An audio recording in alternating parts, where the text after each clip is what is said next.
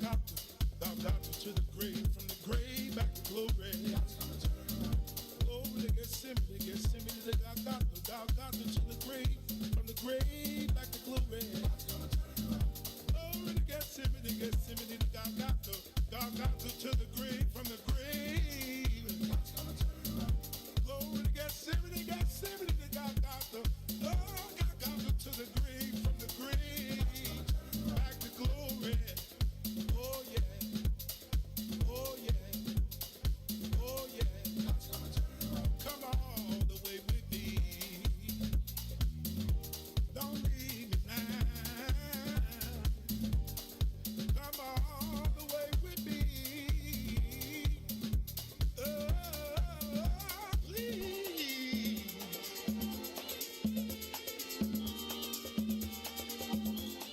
God's gonna turn it around.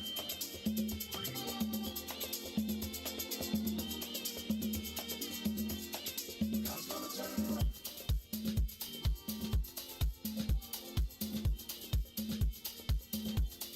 God's gonna turn it around.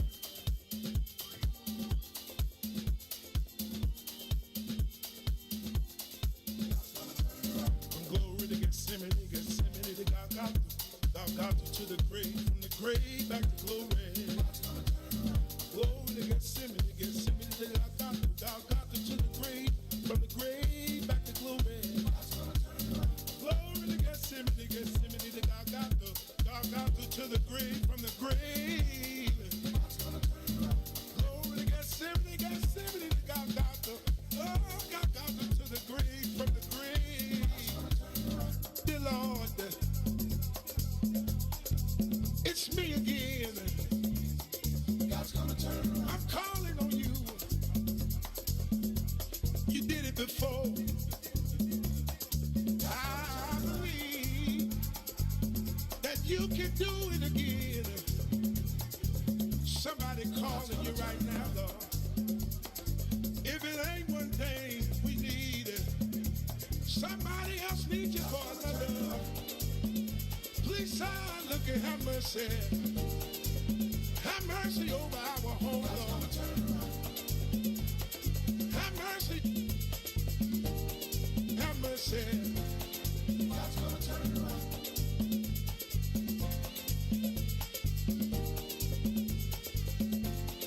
God's gonna turn it around.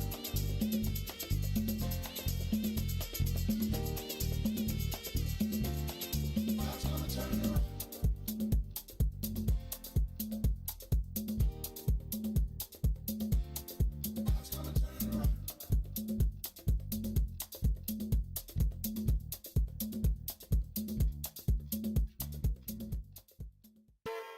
Hey Chicago, it's Dawn Millhouse from the Book of Dawn. There's a lot of fake news about the COVID vaccine, just false information. So our station has joined the Protect Chicago team to help share the truth about the vaccine and dispel the rumors. I hear all the time, I've already had COVID. I don't need the vaccine. You're wrong. Get the facts by visiting the What's in It for the Black People Media page on Facebook and www.chicago.gov/COVIDVax. That's COVIDVAX. We're in this together, Chicago. WIFTVPN.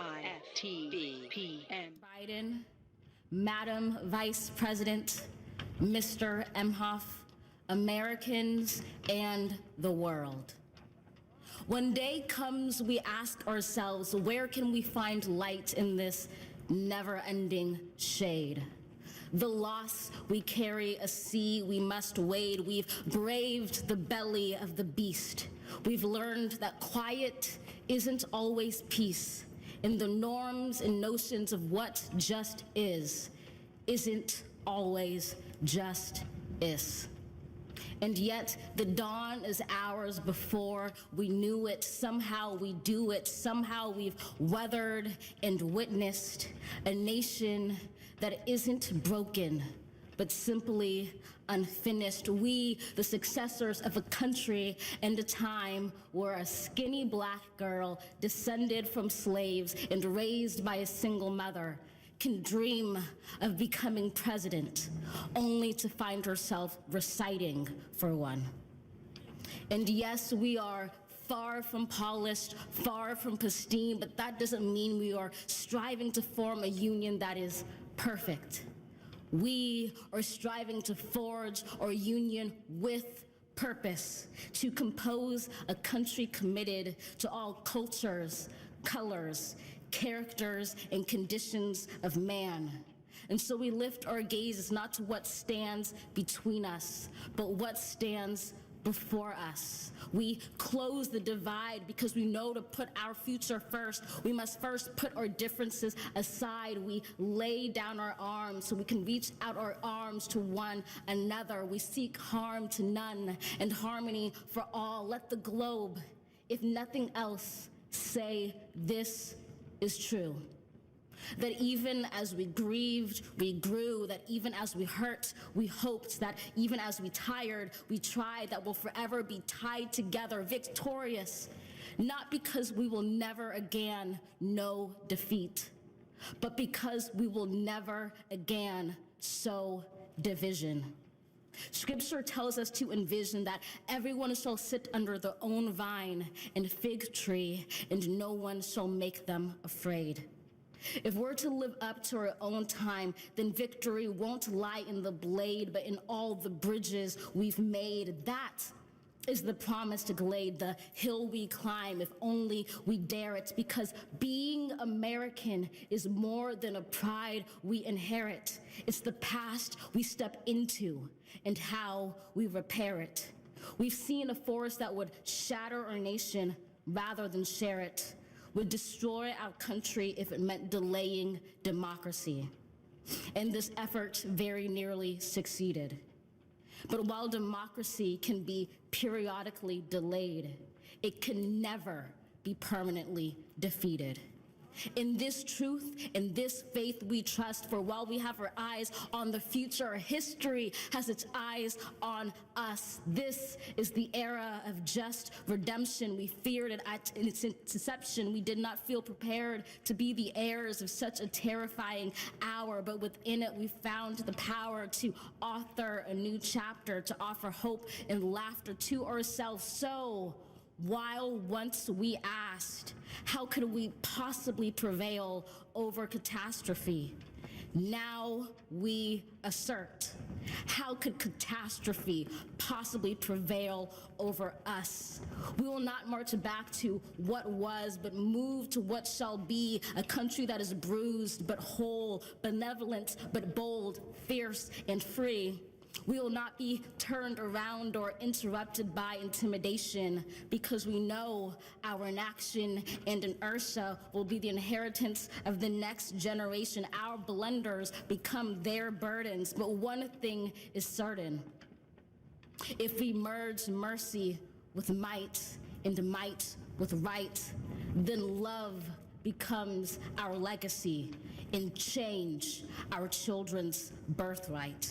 So let us leave behind a country better than the one we were left. With every breath from our bronze-pounded chest, we will raise this wounded world into a wondrous one. We will rise from the gold-limbed hills of the West. We will rise from the wind-swept Northeast, where our forefathers first realized revolution. We will rise from the lake-rimmed cities of the Midwestern states. We will rise from the sun-baked South. We will rebuild, reconcile, and recover in every known nook of our nation, in every corner called our country. Our people, diverse and beautiful, will emerge battered and beautiful. When day comes, we step out of the shade, aflame and unafraid. The new dawn blooms as we free it. For there is always light, if only we're brave enough to see it. If only.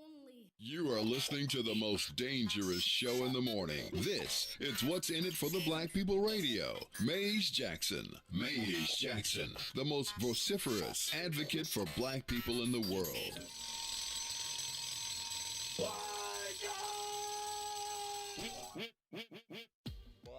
For Ruthie Moore, for Todd Stroger, I am the host of the Maze Jackson Show, asking every single day, what's in it for the black people? And if you don't like it, you can still tell them Maze said. Mayor Lightfoot, man, we ain't accepting that. We ain't accepting that. Let's go. Yeah. Let's get down to business and go ahead and address the facts, man. Lightfoot seems more lesbian than black. Rahm Emanuel's another case, he was just as tired.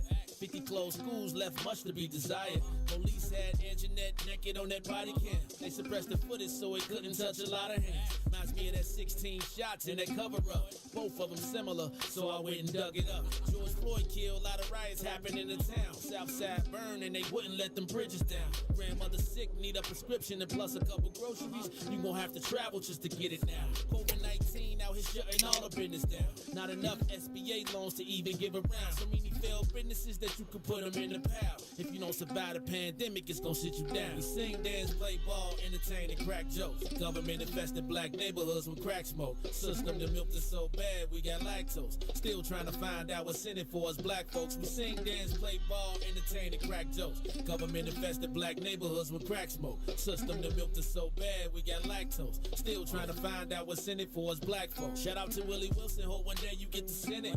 We need some different players in the game to handle business. Too many shady characters like Madigan and Blago. But when you really break it down, it's typical Chicago. City full of gangsters, it's what the land was built on. Same streets with hood legends, DNA get spilled on. Carjackers out here lurking, trying to get they steal on. Looking for a block to put them Hellcat wheels on. Lenders give bogus appraisals a red line. Car crackers out here getting minimal fair time. And up to seal carry, I stay with the pipe. But Illinois gun laws giving minimal rights. Stay up on the swivel, make sure I'm moving tight. Check all of my mirrors when I pull up to the light. Pick my homie up from out of town, man, he caught a flight. He was hella nervous, told him, shorty, this is a way of life. We sing, dance, play ball, entertain, and crack jokes. Government infested black neighborhoods with crack smoke. System that milked us so bad, we got lactose. Still trying to find out what's in it for us black folks. We sing, dance, play ball, entertain, and crack jokes. Government infested black neighborhoods with crack smoke. System that milked us so bad, we got lactose. Still trying to find out what's in it for us black folks. Wake up, Chicago. Wake up, world. This is the Maze Jackson Show. I'm your host, Maze Jackson. You know what? Sonia Escobar. Yes. How you feeling this morning? I'm feeling good. I'm feeling, it feels a little light You know what I'm saying? in the studio today. And number two. I'm going to tell you, it feels a little light in the studio, but I'm going to tell you, it's been a while since I've been in the studio alone on the mic. And so yesterday, now y'all know Todd Stroger is still on vacay, right? He probably got sand in his belly button, right? Somewhere sipping on a virgin pina colada, maybe even a virgin Bob Marley. You know, Todd might be in Jamaica smoking, but he probably smoking CBD. He ain't got no THC in his, right? He on the be like, wow, what's going on here? Let me tell you. Ruthie Moore, you know Ruthie Moore is on one of them secret missions. You know how she do. You got to be careful when Ruthie Moore is out because you know the revolution is on and popping right now. So it's me and you, Sonia. It's you and me. We right here in the studio. But check this out. So yesterday, first of all, let me say this. Yesterday, I put out a call on social media and asked for people to co-host. True. And let me say that some of the responses were off the chain, and I think that I got a kind of a list of people now that we're going to have kind of come in on this video chat and even sit in when the whole squad is here. I had a whole suit ready. You had a whole suit ready? I was ready for the video. Well, let me tell you. And then my man hit me up. And when he hit me up, I was like, I can't pass up this opportunity because this was our first week back. So on Monday, I promised y'all that State Representative, Illinois Black Caucus House Chair, State Representative Kam Buckner was going to do the social media question with us. I was waiting. Me too. We was all doing like this how it was. It was like, right? It was like, is he there? Is this thing on? And so yesterday as I was going through, I saw a text and he hit me back and he was like, my brother, how can I make it up to you? He said, I missed it. My fault. My bad. You know, it's like, now you know, because he done got important. Extra important, right? Because he done got extra important. Because now not only is he the state rep, but he is also the Illinois House Black Caucus chair. According to the paper sources, he is also the whip of the most powerful caucus in Springfield. Okay, I forgive him. Because I'm going to tell you, they was walking around. I'm telling you, I seen them walking around kind of swaggy on the floor of the house. I was, so let me tell you, y'all, today not sitting in with us, because, we are maximizing the COVID protocols around the world. Shout out to the city of Chicago for involving us in the Protect Chicago campaign, because we want to make sure that regardless of where you sit on the issue of the vaccination, we want to make sure that you are practicing safe COVID protocols to make sure that we all can make it through this. I lost a brother out of this. My man DK gone. And so it just became that much realer to me. But he couldn't be in the studio. But we decided that he was going to be our video co-host. We was going to master this technology. So this is what we're going to try. Now I'm going to tell y'all we're going to have a look, because, video technology means that there might be a little pause. Like when you watch Meet the Press and all the big TV stations, and they be like, hello. Yeah, they be like, George, I'm live from New York. You like, but you in Washington. So sometimes it might be a little delay. But I want y'all to welcome with us this morning, rolling out with us, it is State Representative and Chairman of the Illinois House Black Caucus, Kam Buckner. Welcome to the show, I don't know what I'm supposed to call you. Am I supposed to call you leader? Right, Am I supposed to call? What's the title? Let me get it right. Talk to me. How you doing this morning? I'm good, Maze. I'm good, Sonia. Good morning. I prefer Cam, but I guess representative is still fine. Well, let me tell you, this is how I do. Now, if we were chilling somewhere, I probably might call you Cam. But because you are in the public space, I believe in giving people their respect and their titles and their props. So I might slip up every once in a while, but we are happy to have you here, State Representative Kam Buckner. Welcome to the morning show, man. Somebody told me you be checking us out every once in a while. What's up with that, man? Sometimes I be getting these texts. Yeah, Sonia, I be getting these texts. Watch, you got the watch. Okay, now don't you start, human drink magnet. All right, look, she getting herself together. Representative, talk to us, man. Tell us, you the state representative of where, brother? 26th district. So the 26th district is essentially a lakefront adjacent district. It runs from down in South Chicago near the old steel yards up through South Shore. I've got pieces of Woodline, Washington Park, Greater Grand Crossing, Bronzeville, which is where I live, the South Loop, Hyde Park, Kenwood, downtown, River North, and Streeterville. I go all the way up to the Gold Coast.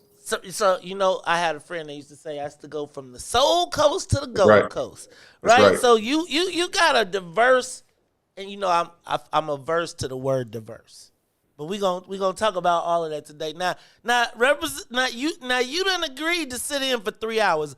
Are you sure you can hang with the Maze Jackson show for 3 hours? You sure you ain't gonna be in trouble by the time it's over? Because listen, I'm with it, and you I like trouble, brother. So I'm here. That's what I'm talking about. All right, well, look, it looks like we are locked and loaded. We got Sonia Sonia is the musical conductor of the Soul Plane. I'm in the building. We got State Representative Kam Buckner. He is teleporting in. So let's do this. Let's get the Soul Plane up to 60,000 feet, and we gonna get it in. Now check this out, y'all. Usually when we have elected officials on the show, rarely, but I think that's going to change a little bit, they don't usually take calls. We have the Illinois House Black Caucus chair. According to the paper, they call him a whip. I get nervous with the word whip. However, he is also going to take calls, opening up a new era of transparency and dialogue between black people. I was not prepared for this. Right. Look, I was like, hold on. Now, y'all know I get charged per call, per second, per minute. But because we got I said, because everybody's asking me what's going to be different, what's changing. Yeah, Maze. Because y'all know I've been a little excited this week. So I'm going to tell you, we're going to get it all in today. We're going to squeeze 3 hours of action in, and we're going to hope that by the time it's over, y'all going to see what I see in State Representative Buckner. But also, we gonna try and make sure that he gets to keep his job. What? Wait a minute. Hold on. I'm looking at the video. Who is that on your shirt, man? Is that Eazy-E? This is the great American poet Eric Wright. Absolutely. Thank you, Eric Wright. Not the great American poet Eric Wright. Well, I knew him. Well, I'm Eazy-E. I got snitches galore. You might have a lot of. Okay, that's all right. That's all right. Hey man, I'm gonna tell you. And what is that in the background, man? What is you an artiste? You collect art too, man? I do collect art, man. Actually, what's behind me is it's about 30 years old. A lady who used to be a courtroom sketch artist at the Cook County court system. She did this a while back and gave it to my father, and he passed it down to me. But it's a representation of the criminal justice system in this country. Yeah, okay, see, this is what I'm talking about. We got a lot to talk about today. We got a lot to get in. Representative Buckner is also a member. A University of Illinois at Urbana-Champaign graduate. So I'm gonna have to throw an ILL out there. That's right, INI. Look at that, and he played in our last great bowl game when we was in the Sugar Bowl. Is that correct, sir? The Rose Bowl, and we'll be good again one day. We're working on it. Okay, you know what? We are working on it. And then I'm gonna go ahead since we have this thing. In the conscious black world, they often don't recognize that so many of the people that have moved our community forward are members of Black Greek letter organizations. And although you did not pick as good as you could have, I know you are also a member of Black Greek letter organization, so make sure you give those brothers a shout out as well. I'll let you do the honors. Yeah, for sure, man. Shout out to the mighty men of Omega Psi Phi Fraternity Incorporated. And you are one of them Pi Psi Qs? I am. University of Illinois. Hey, man, let me tell you. So, we got some stories, man. It's but I predate you. But, yeah, we got some stories back there. So, look, y'all. Representative Buckner is going to be with us the whole show. I expect to have some really good conversations. But let's do this, Representative. We're going to run through some of the headlines. I'll hit them, and you tell me kind of your thoughts on them. First of all, first day, we're going to do them rapid fire. So don't get stuck because you know how y'all elected officials, y'all like to, there ain't a lot of mics in this morning. It's only 2 mics in this joint. So we got to work it out. All right, so Representative, first of all, first day of the Biden-Harris, first full day of the Biden-Harris administration. What is your outlook? Are we free now? No, not yet. I think a lot of people have spent time over the last couple of days kind of absorbing the enormity and the weight of the moment, specifically with Vice President Harris and kind of what this means for us after these 4 years of Trump. But what was true to me is that this is when the work really begins. We are not out of the woods. We are not free yet. We want to get free. But it's going to take, for us to push on this administration and make sure they're doing the things that they said that they would do. Oh, you've been cheating. You've been looking at your notes, but that's okay. We're going to come on back to that. Check this out. Amanda Gorman. We opened the show with young Amanda Gorman, who I think probably delivered the best speech she outshined everybody. You can't let them kind of people go in front of you. Talk to me. We opened the show with it. Talk to me about your thoughts on her speech. It was super powerful, right? And I looked up her story a little bit yesterday after I heard her speak because she was so powerful. This is a young woman who grew up in a single family home in South Central LA who had a speaking and a hearing problem, and was able to take it and turn her pain into this. So it was great to watch. And I think she did better than everybody else. Actually, I stopped watching most of the inauguration after I heard her. That is called stealing the show. 22 years old, first National Youth Poet Laureate, declared that in 2017. I got it, okay, so I do think that, now y'all gonna say, Maze, you went down the path, but I do have to point out the fashion of the inauguration. Let me say that I'm still kind of confused about the J-Lo thing. Is J-Lo, I don't know. But obviously she has a great fan base. Michelle Obama, she stunned it. I think I would comment, but I might get in trouble. I do think that's not Lil Michelle. Let's just put it that way. That was not Lil Michelle, but that Michelle showed out with I thought it was a Gucci belt at first though.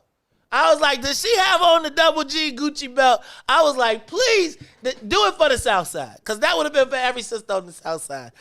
We saw Joe Biden's something about the clothing colors, though. And Kamala did very good, much better than the Vogue cover, I must say. But I thought that the color scheme was very reminiscent of, and I don't know if Representative Buckner, have you ever watched Handmaid's Tale? I have not. Okay, well, I'm just going to tell you that Vice President Kamala Harris, First Lady Biden, and Michelle, former First Lady Michelle Obama, all were wearing the colors of the women in Handmaid's Tale. And considering that the Capitol got stormed, I am a little nervous. And Representative, we're going to talk about that in a minute, because something is uneasy about where we sit right now. I understand we've had a peaceful transfer of power with a military escort, which 35,000 troops in D.C. You worked on the Hill. Talk to me about the peaceful transfer of power that we saw yesterday, backed up with 35,000 troops. Yeah, I mean, I think it was the visual of it was just still shocking to a lot of folks, especially knowing what happened, 2 weeks ago on January 6th at the Capitol. And like you said, Maze, I worked in that building for a number of years. And so for me to see, the ease that people were able to get into that building and do what they did, it's just still hard for me to fathom. I think I said on social media recently, when I worked there as an official staffer with an official ID, I would get stopped all the time asking who I was. All right. And so to see people be able to breach that building that way, I think it was wild to me just to watch it. DC seemed to have a kind of cloud over it yesterday, even with all the great things that, just because of the fact that we had 35,000 troops and even more Washington Metro Police and state of Virginia and Maryland state troopers as well. So no, I don't. There's a very uneasy feeling there. I ended up canceling my trip to the inauguration because I just didn't feel safe. In that space, I was going to bring my mother, and I was more worried about having her around, whatever may have happened. But thankful that nothing big jumped off last night or yesterday. But I think there's still a lot to talk about when it comes to that. Okay. On his way out, President Trump bounced out. He did not show up to the inauguration, flew to Florida. He wanted to make sure that they didn't kick him off the plane. Y'all remember how when Blagojevich had to bounce out of Springfield because he needed time to get back to the crib because they wasn't going to give him a ride if he didn't make the clock. That is exactly what President Trump did. He bounced up out of there. Shout out to Mike Pence for showing some respect to the whole process. I think the Republicans have a significant Trump problem coming up. But on his way out the door, he did pardon Lil Wayne, Kodak Black, and Kwame Kilpatrick. Thoughts on the pardons? I can't never hate on the brothers for getting, now we kind of understand why Kodak Black and Lil Wayne was on the road, perhaps. Yeah. No, man, seriously. And if Lil Wayne and Kodak Black had not gotten pardoned, I would have felt some kind of way about that as well because of their embrace of President Trump. I was really shocked to see the Kwame Kilpatrick piece. I assumed that maybe him and or Ray Nagin, the former mayor of New Orleans, would both get a look when it came to the pardons, but I didn't expect for them actually to happen. So I think that this was just a typical Trump move. It's hard to forecast where he is. It's hard to forecast what he's going to do. And he continued to show that up to the last minute. But no, good for them. Seriously. I ain't gonna never hate on no brother getting out from up under the government. I do think that there were some Chicagoans who were sorely disappointed in the fact that Larry Hoover nor did Chief Malik get out of jail. I thought that might have been their best shot. I think so too. To get out. And I'm sure a lot of people were discouraged. I know I saw a lot of social media traffic suggesting that it might potentially happen. All right, just also, did you what was that on? What the heck did Lady Gaga have on? And what was the bird on her chest? So I missed that part, but I keep on getting text messages about it. Lady Gaga, she does some very shocking things from a fashion standpoint. So I'm not surprised, but I have not seen it yet. What was it? It was a bird with a peace leaf in it, but that was not a brooch. That was like you know what she looked like? Ghostface. You know how Ghostface show up with them like a slick Rick? Yeah. That was like a slick Rick version of a brooch because it literally covered the wing spread was across. It was gold too, dog. I'm telling you, it's crazy. All right, well, anyway, let me just, and this the last thing. Is John Legend in everything? Like, is he like the black Frank Sinatra? You know what I'm saying? Like or Tony Bennett. I mean, he is always on the piano somewhere. I got, green light. Give me the green light. America be free. I mean, is he the new Frank Sinatra? Look, America has embraced John Legend aggressively. He's all over the place. And so, yeah, I mean, I think the Frank Sinatra comparison is actually a really good one. All right, cool. All right, check this out, Representative. That is our those are the headlines. Very quickly, I don't know if you all had the chance to check out last night. We launched our first Wednesday evening programming. Started out with In the Zone, the podcast. Shout out to host Brian Foster, who brought a nice little new audience to the organization. Interracial dating, couples, marriage. Boy, that was a interesting spin on interracial dating and marriage, and goodness gracious, I can't wait to continue the conversation. And then Mature Wednesdays, we're going to just call it that for now because we're still trying to figure out how we're going to name this. They had a nice showing yesterday, very intriguing conversation. These millennials, Representative, just real quickly, have you ever heard of I learned a lot last night. I learned about the Rose, I learned about $40, and I learned about these millennials. Are you a millennial? I technically am. I think I'm the oldest version of millennial at 35, but yes, I am a millennial. I am, and Sonia, you're one of these millennials too. You all have a very interesting perspective on. We know the cassette, and we know the streaming. Got it. Well, I'm going to tell you what.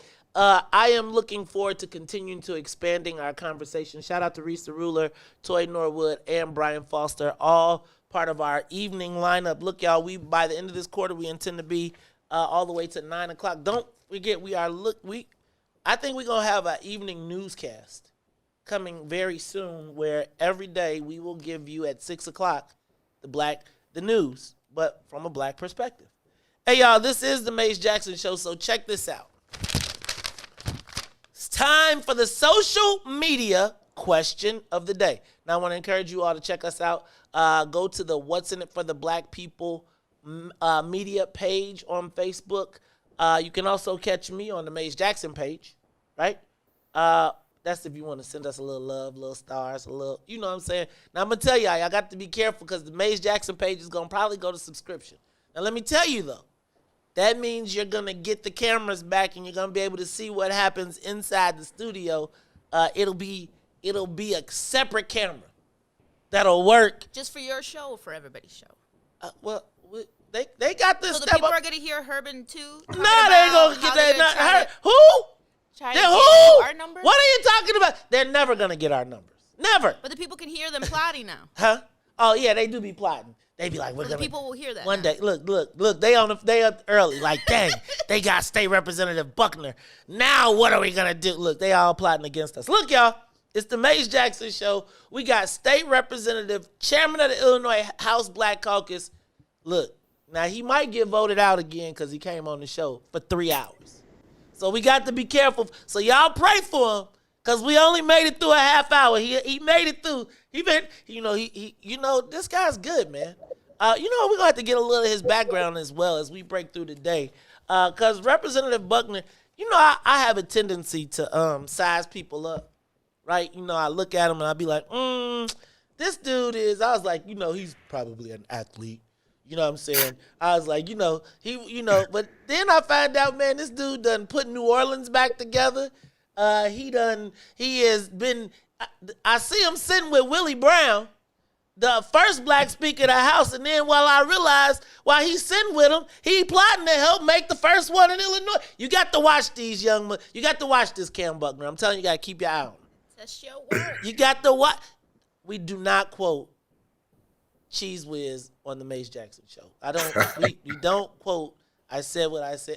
First of all, I don't even know if I should even be saying their name because they be trying to climb up. It's all right. Shout out to Herbin, too. I had some real good. I made it a thing, though. So. You made it a thing?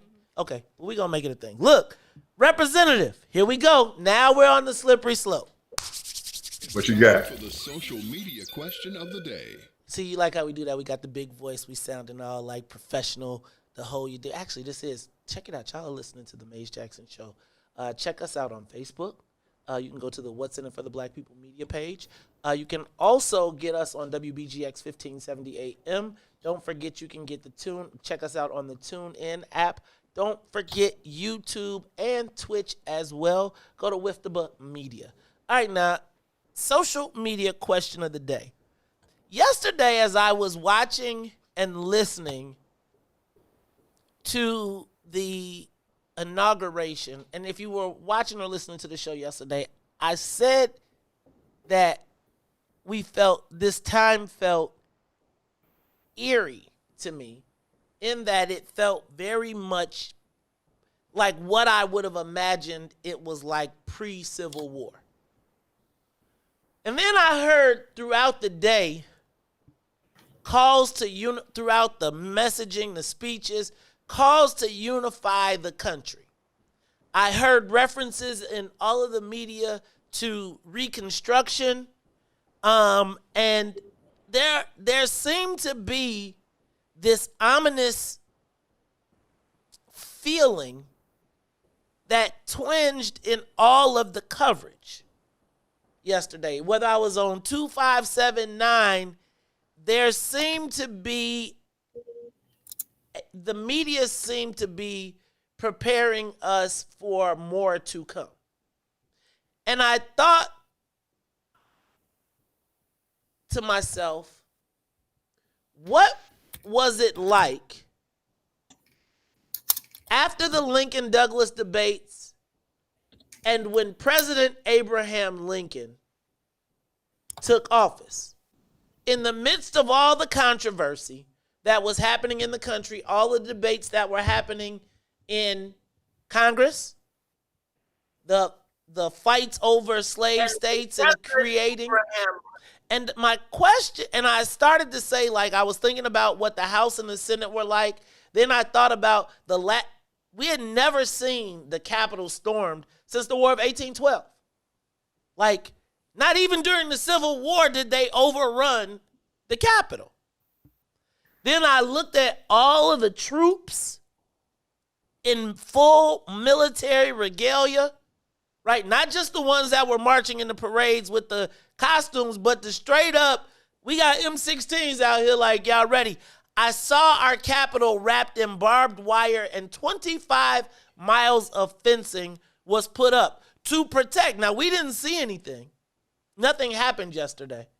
But of course nothing happened yesterday because they was on guard. But it got me to thinking, does the United States have the potential for a civil war? Now, yesterday they reported that 20% of Americans, think about this, 1 in 5, thought that the overrunning of the Capitol was justified. Like, literally thought that was okay. So think about that being 1 in 5, let's say 10 states deciding that they are going to become the Confederacy. Is there the potential for a civil war? And then I would want to know, what is the Civil War over? If you say yes, what is it over? What would it be over? Would it be the protection of white supremacy? Like, and those 20% of people were 20% of who were willing to take up arms, who were willing to go up. When you said you was going in the Capitol, there wasn't very much pushback, but there should have been. Because I'm just saying, if Black Lives Matter, and I'm not, you know how I feel about the whole Black Lives Matter conundrum. But if they would have rushed the Capitol and it was the black people doing it, they would have been dead. Period, point blank. You got the black police officer ran up the steps because he knew he couldn't kill white people. And the fact that we could potentially have a civil war instead of just going and finding these 20% of people. Again, 20% of the people said that was okay. Now, you know, if 20% said that was okay, then probably 40% are like, man, I could deal with a slave or two. So I want to ask the social media question of the day. Does the United States have the potential for a civil war? State Representative Buckner, and now is when we step into it. Give me your thoughts on where we are as a country, and is there the potential for a civil war? 20% of the United States people polled openly said that they thought that the overrunning of the Capitol was justified. Where does that leave us? Yeah, I mean, if you look at what happened, I guess 3 years ago now in Charlottesville, Virginia, if you look at the internet traffic that's been going on since the beginning of the Trump presidency and a little bit before that, and you look ultimately at what happened at the Capitol 2 weeks ago, it's very clear that tensions are extremely high, and that many of the same folks who railed against the Black Lives Matter movement and many of the protests that happened around the country as a result of George Floyd's murder in Minneapolis on May 25th. The folks who railed against that were many of the people who were involved in what happened in DC. I think that there is a possibility for a civil war. I think there is a possibility for more, when I'm calling them our domestic terror attacks, because that's what they are.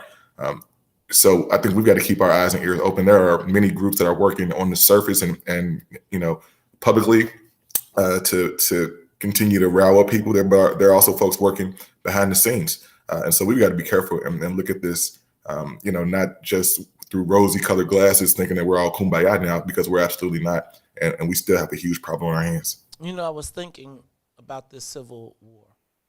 And did anybody see, while we were out, the pictures of what's the teen killer, the child soldier? Killer Kyle. Killer Kyle Rittenhouse. Killer Kyle Rittenhouse. First of all, white supremacy raised the bail money to get him out, a couple million. He then returned to Addison, Illinois. That's where that's not even 40 miles from the city of Chicago, where he was seen in a bar throwing up the white power symbol. Kappas, y'all got a problem because they done hijacked y'all junk. But throwing up the white power sign as the bar serenaded him in a white power song. Yeah. Now my question, that is in Addison, Illinois. That's north of I-80. That is on the way to Great America. What are we doing to be prepared?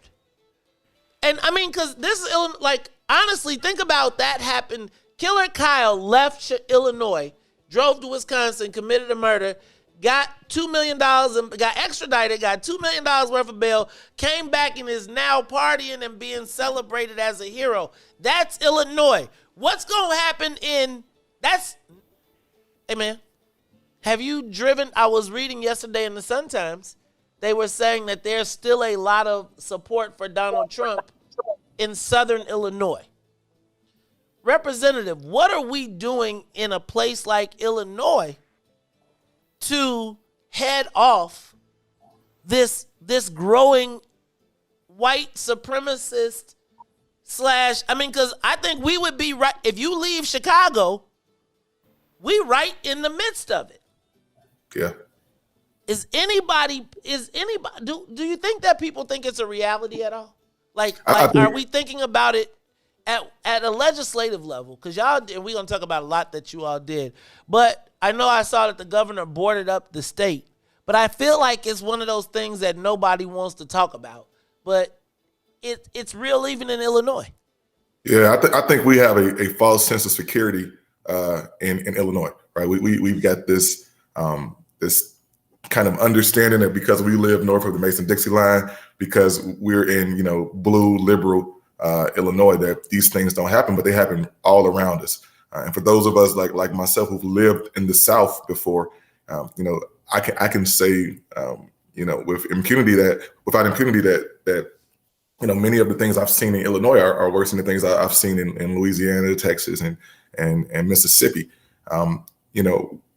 I was down in Mount Vernon a few weeks before the election, and I was just floored at how much support I saw for President Trump and how out and open people were with it. So what I always remind my friends in Chicago is that there's a place south of I-80, and it's called Illinois. And Illinois is a lot different than the rest of the neighborhoods like the ones that I represent. But we've got to be honest about it. We can't hide under the covers on this. We got to be real about the fact that we live in a state that has the same type of issues in many communities that we've seen in the deep red South.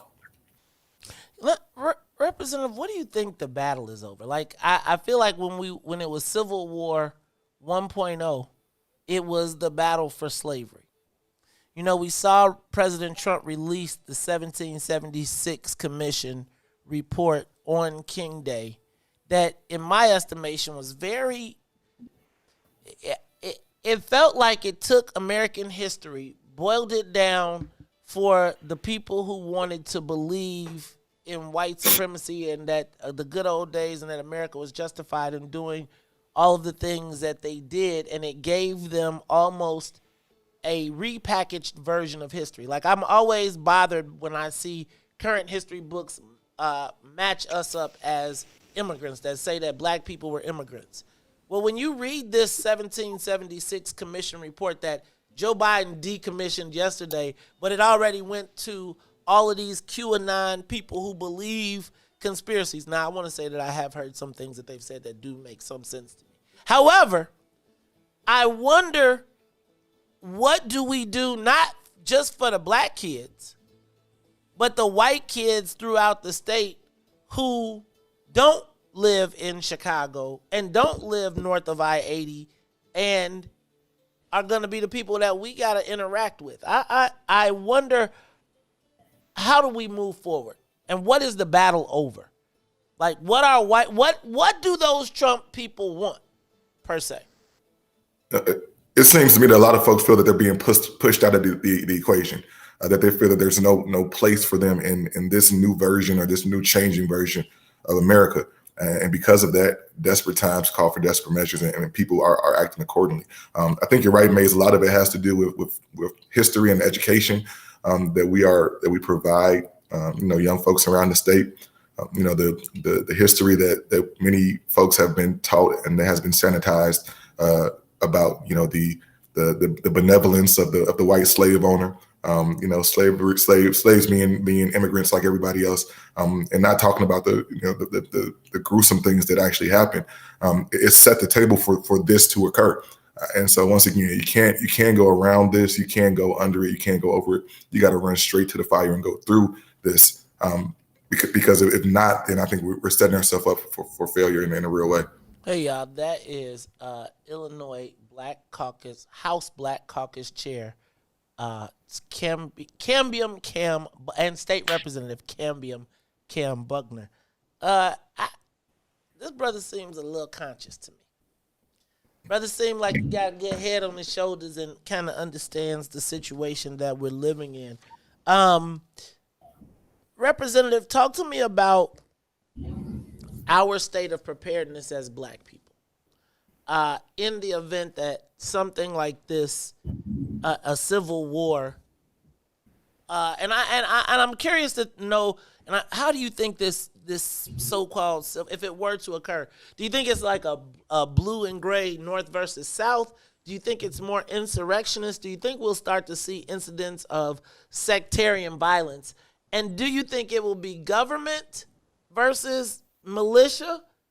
And what role do you think, if there was, do these Antifa-ish, because it seems like there is a growing side on the left that is willing to respond with violence to the what we knew existed on the right, and where do we as black people fit in it in a state of preparedness, particularly considering that we own very little. We are huge consumers, but we don't produce very much.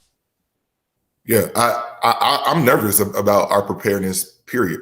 I think that we look at the years and years of disinvestment in our communities, the years and years of marginalization, the generations and generations of kind of pushing us off to the side, and it has created a system or a situation where we have not been wholly and fully prepared.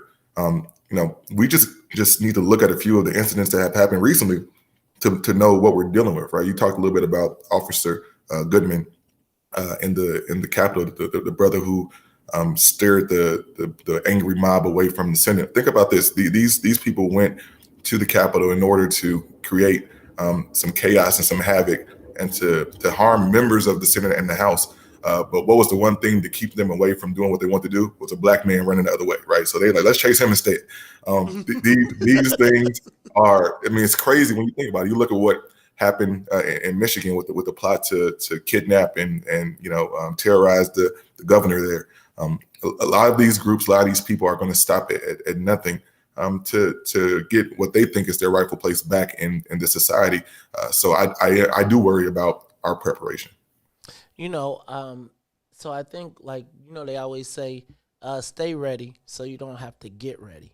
I think that we are rapidly approaching a time where we need to do a self-check, a self-assessment, and really start to think about what do we have in our till that will protect us and make sure that we are able to survive in the event that something crazy happens. And you mentioned something else, Representative, because a little bit while back you talked about what had happened in South Carolina, in Charleston, mm-hmm. and I was thinking about that, and we had a black president who, in the midst of that, they were recounting this yesterday as a return to normalcy. 9 black people were murdered with their eyes closed, bowing in prayer at church. And our president sang Amazing Grace. Are we too forgiving as a people? And have we been trained to be lambs to the slaughter? And then I'm going to ask you that in conjunction with concealed carry. Do you believe in concealed carry? And should black people start to tool up? Well, listen, I'll say this, Maze. I think we've spent way too much time talking about returning to normalcy. Normal ain't never worked for us, right? Normal doesn't put us in an advantageous position. So I don't want to return to normal. I think normal has always been a problem for black folks in this country. I do think that there's something to the sentiment that we've been too willing to turn the other cheek, and we've been too willing to forgive those who have wronged us and harmed us. While we all want to be able to operate in a space of peace and in a space of connectivity, there are certain things that we've laid down and taken. Now, I think that the response to that has to be something that is predicated on the way we vote, about making sure that political parties don't take us for granted, that we hold our elected officials to a higher standard, and that they do exactly what it is that they say that they will do. And so, this kind of dovetails back into your first question that you asked about, are we free yet with, as we enter into the new administration? And my answer was no, and it continues to be no. But we have to create what we think that freedom looks like, and then hold people's feet to the fire to make it happen. Woo! Well, speaking of holding people's feet to the fire, we are going to, when we come back, we are going to talk about the Illinois House Black Caucus, Illinois Senate Black Caucus, the Illinois Legislative Black Caucus. Y'all passed a black agenda. Now, you know that probably one of the most critical people of the Illinois Legislative Black Caucus, not personally, but politically, has been me, Maze Jackson. But I'm going to tell you that having watched every house session that I could during this lame duck session, I felt like I had a dream realized. Now, I'm not going to tell you that all the laws are going to work the way we want them to work, but I saw the dream of black folks finally realizing their political power and standing on it. And I want, instead of my interpretation, I want to hear from you. What did the Illinois Black Caucus actually do in Springfield this time? And I want to hear it from the horse's mouth. And then after I do this, what I'm going to ask you to do, because I saw all of the other people that were delivering pillars, etc. But we're going to respect the chain. And so what we're going to do is we're going to ask you to explain what happened in Springfield this session. And then I want y'all to tell people why it's going to be different, because I'm going to tell you, it's a lot of people that's been skeptics. And I feel like rightfully so. But I'm going to also tell you I saw some things that I never saw in Springfield coming from black folks in my life, and I am excited and encouraged. So, Representative, when we come back, we're going to take a quick break. We're going to come back at about 5 minutes after the hour, so you can go. We're going to take you off camera. You go do your thing, and we're going to come back, and we're going to have this conversation. What actually happened in Springfield? This is the Maze Jackson Show. I'm your host, Maze Jackson. I got my man, State Representative Kam Buckner, Chairman of the Illinois House Black Caucus, sitting in for Ruthie Moore and Todd Stroger. He got 2 more hours, y'all. You think he gonna make it? You think he gonna be able to go back to the house after he got 2 more hours? All right, we'll be back after these messages. The Maze Jackson Show will be back after this break. I, Emmanuel Chris Welch, do solemnly swear that I will support the Constitution of the United States I will support the Constitution of the United States and the Constitution of the State of Illinois. and the Constitution of the State of Illinois. I ain't gonna hold the fact that he's an alpha against him. I'm not gonna hold the fact he came on my show with this Northwestern, but we made black history. The Illinois Speaker of the House, Mr. Emmanuel Chris Welch. Mr. Speaker, welcome to What's in It for the Black People Media. How are you today, and how does it feel to be one of the most powerful men in the state of Illinois? I couldn't miss this opportunity to come on your show and talk about this historic moment. I've recognized exactly what this means for our people. And it was black people uniting. Women in our caucus kicked the door down. They kicked it down, but black people united and walked right through the door. In my governing, I think it's realistic for people to expect us to continue to pursue some important legislation that's going to impact black communities, because that's been my entire career. I look at things through an equity lens, a racial lens, specifically a black lens. And now that we're at the head of the table, we're going to make sure that our communities receive the much needed resources that they need. How do we actually get to participate now? People may doubt what you say, but they believe what you do. And I'm in a position for the first time in the history of this state to help our community. And I want you to take a look at my actions and over the course of the next few months and see the answer to that very question. Want to see what's in it for the black people? Watch my actions. I must thank 22 strong people for insisting that happened. Please acknowledge, respect, and thank the members of the Illinois House Black Caucus. Let's give them a round of applause. Hey Chicago, you know we've all been impacted by COVID, especially in our communities. Help protect Chicago. We need everyone to stay safe and get the facts about the COVID-19 vaccine. Visit the What's in It for the Black People Media Facebook page and www.chicago.gov/COVIDVax for the facts. Biden, Madam Vice President, Mr. Emhoff, Americans, and the world. When day comes, we ask ourselves, where can we find light in this never-ending shade? The loss we carry, a sea we must wade. We've braved the belly of the beast. We've learned that quiet isn't always peace. In the norms and notions of what just isn't always just is. And yet the dawn is ours before we knew it. Somehow we do it. Somehow we've weathered and witnessed a nation that isn't broken, but simply unfinished. We, the successors of a country and a time where a skinny black girl descended from slaves and raised by a single mother can dream of becoming president, only to find herself reciting for one.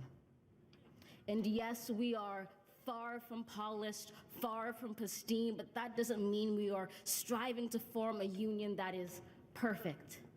We are striving to forge our union with purpose, to compose a country committed to all cultures, colors, characters, and conditions of man.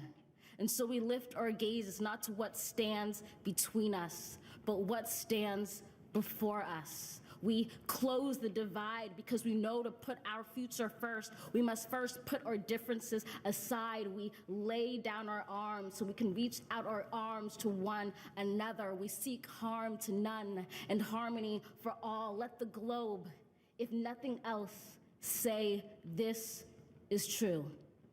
That even as we grieved, we grew, that even as we hurt, we hoped, that even as we tired, we tried, that we'll forever be tied together, victorious, not because we will never again know defeat, but because we will never again sow division.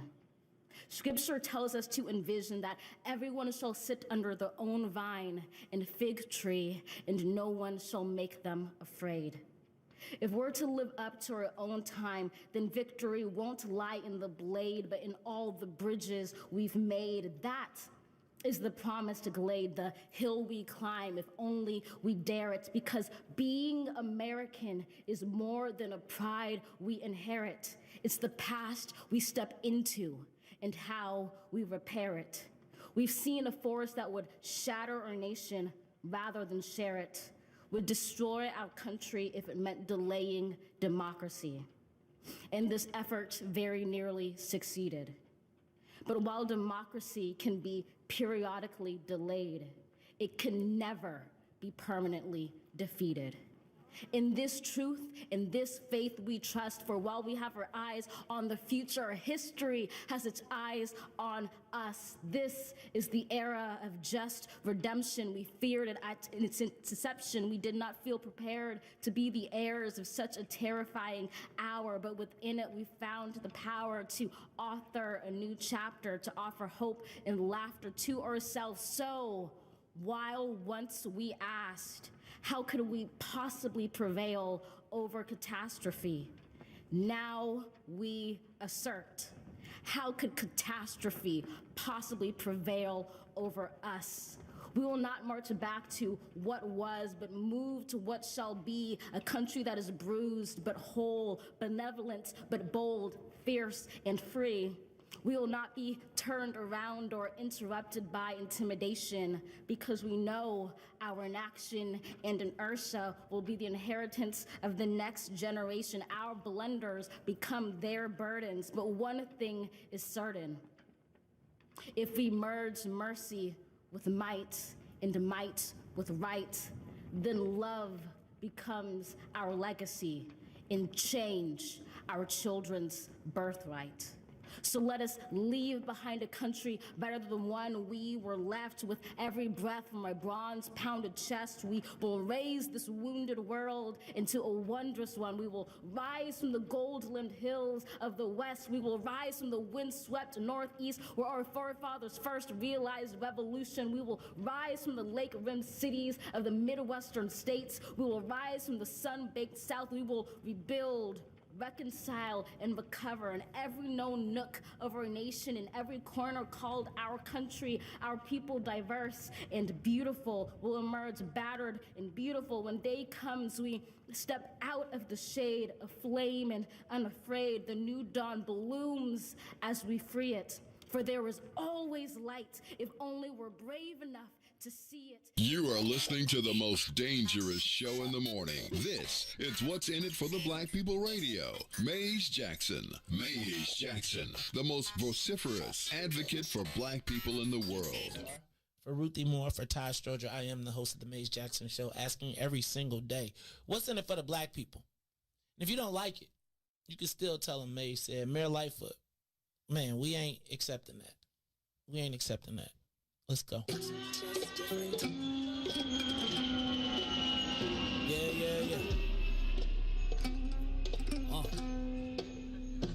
Let's get down to business and go ahead and address the facts, man. Lightfoot seems more lesbian than black. Rahm Emanuel's another case. He was just as tired. 50 closed schools left much to be desired. Police had Anjanette naked on that body cam. They suppressed the footage so it couldn't touch a lot of hands. Reminds me of that 16 shots in that cover-up. Both of them similar, so I went and dug it up. George Floyd killed, a lot of riots happened in the town. Southside burned and they wouldn't let them bridges down. Grandmother sick, need a prescription and plus a couple groceries. You gon' have to travel just to get it now. COVID-19 out here shutting all the business down. Not enough SBA loans to even give around. So many failed businesses that you could put them in the pile. If you don't survive the pandemic, it's gon' sit you down. We sing, dance, play ball, entertain, and crack jokes. Government infested black neighborhoods with crack smoke. System that milked us so bad, we got lactose. Still trying to find out what's in it for us black folks. We sing, dance, play ball, entertain, and crack jokes. Government infested black neighborhoods with crack smoke. System that milked us so bad, we got lactose. Still trying to find out what's in it for us black folks. Shout out to Willie Wilson, hope one day you get to send it. We need some different players in the game to handle business. Too many shady characters like Madigan and Blago. But when you really break it down, it's typical Chicago. City full of gangsters, it's what the land was built on. Same streets with hood legends, DNA gets spilled on. Carjackers out here lurking, trying to get they steal on. Looking for a block to put them Hellcat wheels on. Let us give bogus appraisals a red line. Car crackers out here getting minimal fair time. Enough to seal carry, I stay with the pipe. But Illinois gun laws giving minimal rights. Stay up on the swivel, make sure I'm moving tight. Check all of my mirrors when I pull up to the light. Pick my homie up from out of town, man, he caught a flight. He was hella nervous, told him, shorty, this a way of life. We sing, dance, play ball, entertain, and crack jokes. Government infested black neighborhoods with crack smoke. System that milked us so bad, we got lactose. Still trying to find out what's in it for us black folks. We sing, dance, play ball, entertain, and crack jokes. Government infested black neighborhoods with crack smoke. System that milked us so bad, we got lactose. Still trying to find out what's in it for us black folks. You are listening to the Maze Jackson Show. I'm your host, Maze Jackson, sitting in, actually teleporting in. It is State Representative, Chairman of the Illinois Black Caucus, House Black Caucus, State Representative Kam Buckner. I got my girl Sonia Escobar in the building. Shout out to Loch Ness Monster. I can't say monster. I believe he's an Aquarius. Is he an Aquarius? I'm an Aquarius too, y'all. It's only 9 days until I turn 50. 9 days until I turn 50. I got a half a century under my belt. You know, Dion Cole got me nervous about how many summers I got left, yo. So I'm trying to, y'all, this COVID got to end because I need to get my summers back cracking. I missed one. Can't afford to miss too many more. Hey, y'all, but we are live, and State Representative Buckner, you slid out my question before we went to break. Representative, concealed carry or nah? Listen, I'm a Second Amendment Democrat, brother. So a Second Amendment. Yes. Second Amendment Democrat, concealed carry. That's what I'm gonna tell you. That's good stuff. That's good stuff. That's good to know. Cause yeah, it's a lot going on. So Representative Buckner, for those people who may have just started tuning in, because you know we got audience that come in all over. I want to know. Let's go backwards. And I want you to tell me a little bit about yourself. Because, you know, you have I told you when we first started, I sized you up and I kind of made an assumption. And then my man Vince Bass was like, you ain't met Kim? And I was like, no, man. You know, he was a Cubs fan, man. What I'm supposed to do with that, right? And then he was like, no. Then Alderman Dorothy Tillman and Jimalita Tillman started Kam Buckner. We don't mess with none of the Black Caucus, but that Kam Buckner, he's something else. Now you know to get. Now I love me some Dorothy Tillman and love me some Jimalita Tillman, But to get them to show some love to a current state representative, she said, I don't mess with none of them but Kam Buckner. Then Vince called me back. He said, man, you still ain't talked to Kam? I was like, nah, man, you see, a Cubs fan. He worked for the Cubs. What? Then somebody said, oh, yeah, but you know he was a line. I was like, oh, did he? Oh, he probably straight then. Representative. And then as we got to know each other, Katrina, Capitol Hill. I think every time I call you, you in some other state putting it down. Back up and tell us who the hell is Kam Buckner. Let's before you get to state rep, because I'm gonna ask you, how did you become a state rep, right? But before that, I want to know, who is Kam Buckner? Did you go to high school in Chicago? I mean, take me back to high school. Start me there. I did, man. I'm a son of the South Side, bro. I grew up in Roseland. I went to Morgan Park High School, home of the Mighty Mustangs. Shout out to Morgan Park. Wonk, wonk, wonk. Mustangs, Bolingbrook with a whoop job. But this all good. Okay. All right. And then, man, just had the great fortune and blessing to be able to leave Chicago and go to the University of Illinois in Champaign-Urbana, which you spoke about. ILL, baby. I was able to go down there on a football scholarship and study political science. Obviously was there for 4 years, and immediately after graduation went to go work on Capitol Hill, and did that for a number of years before I decided to go to law school. Stop. Back up. You went to Capitol Hill. First of all, how does a football player from Morgan Park to U of I get to Capitol Hill? I went to U of I, and I know you said you was a political science major, but how did that happen? It was really kind of serendipity, man. I hurt myself the summer going into my junior year in college, and so I was going to be sidelined for the first 3 or 4 games of the year. So instead of going to summer camp, I looked for internships, and that led me to DC. That led me to Dick Durbin's office, and started there as an intern. And then after graduation, they asked me to come back to be a full-time staffer. Okay.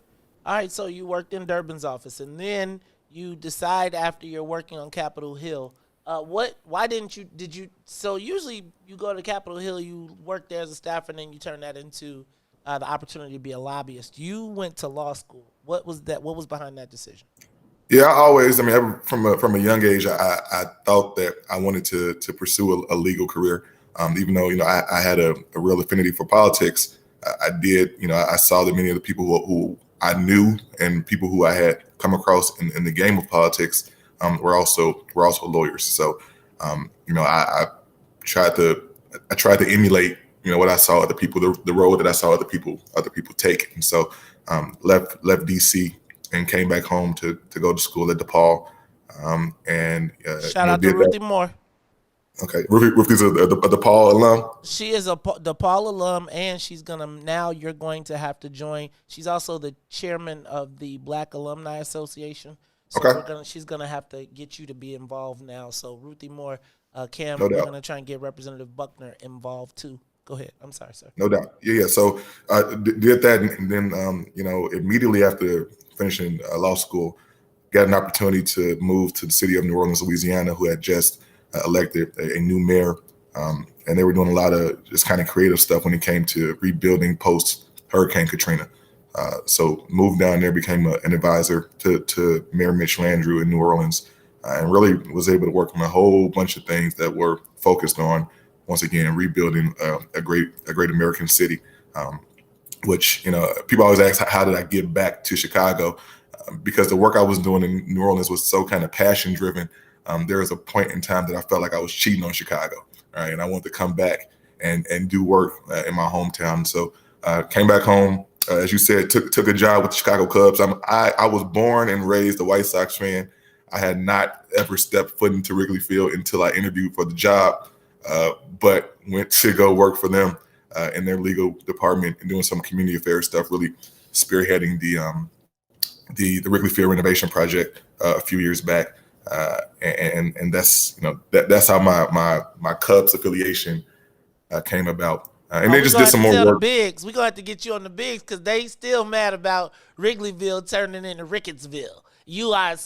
But that's good to know a brother has something to do with it because it's nice up there, man. It really is. I ain't going to even front. I done had a couple meetings with Ty Ricketts, and we done sat out there and looked like, dang, dog, y'all did do the thing around here. Looks sort of like Boston to me, like what they did around Fenway. Yeah, around Fenway.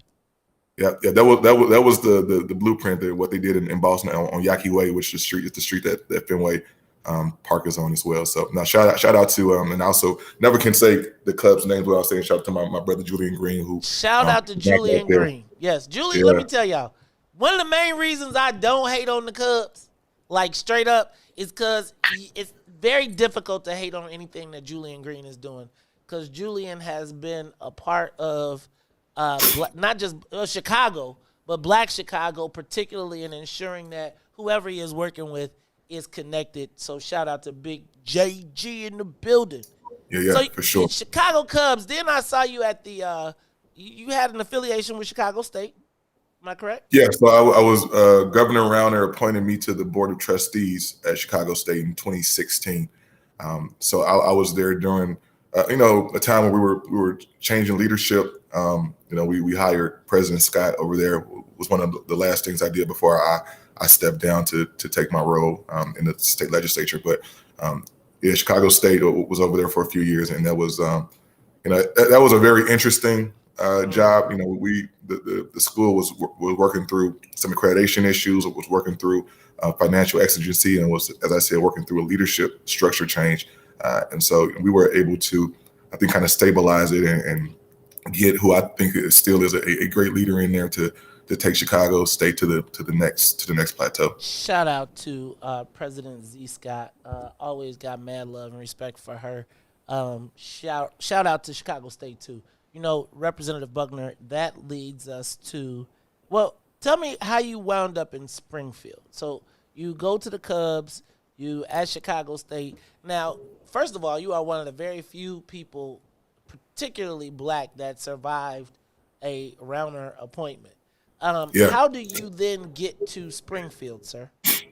Yeah, this is another thing that just it was about being ready when your name was called, man.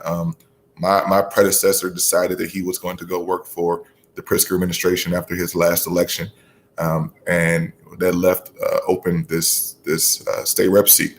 And so I talked to some people who I know and trust, people who have been involved in government and politics for a long time. People kept on urging me to throw my name in the hat. Initially, I was reticent. I said, it's not something that I think I want to do at this point in my career. But as I thought more about it, as I saw that, the state was coming off of a 39-day budget impasse, that our communities were hurting in a major way, that our schools weren't being funded at the right level, that the violence was running rampant, that we had people who were sitting in jails for no other reason than the fact that they were Black and broke. It really urged me to kind of jump in and to be hopefully a breath of fresh air in the room in the Capitol. Now let me tell y'all, I'm gonna be straight up. I was salty because I didn't know this Kam Buckner who worked for the Cubs, who is now all of a sudden getting ready to be the state representative, and I'm like, who is this dude and who did he come from? And that is when maybe a month and a half to 2 months in, we started hearing these rave reviews about this young legislator. And I was like, don't nobody care about no damn young legislator coming down there who was making changes and was actually going to bat for Black folks in a different kind of way. And when Madam Dorothy Tillman came out and was like, that young brother went to the wall for us and got some things done. And when Vince Bass just kept on, it was when we realized that there may be something here, someone that we could start to build a relationship and some trust with. Representative, and let me tell a quick one. So as you know, not only do we have What's in It for the Black People Media, we have What's in It for the Black People Political Action Committee.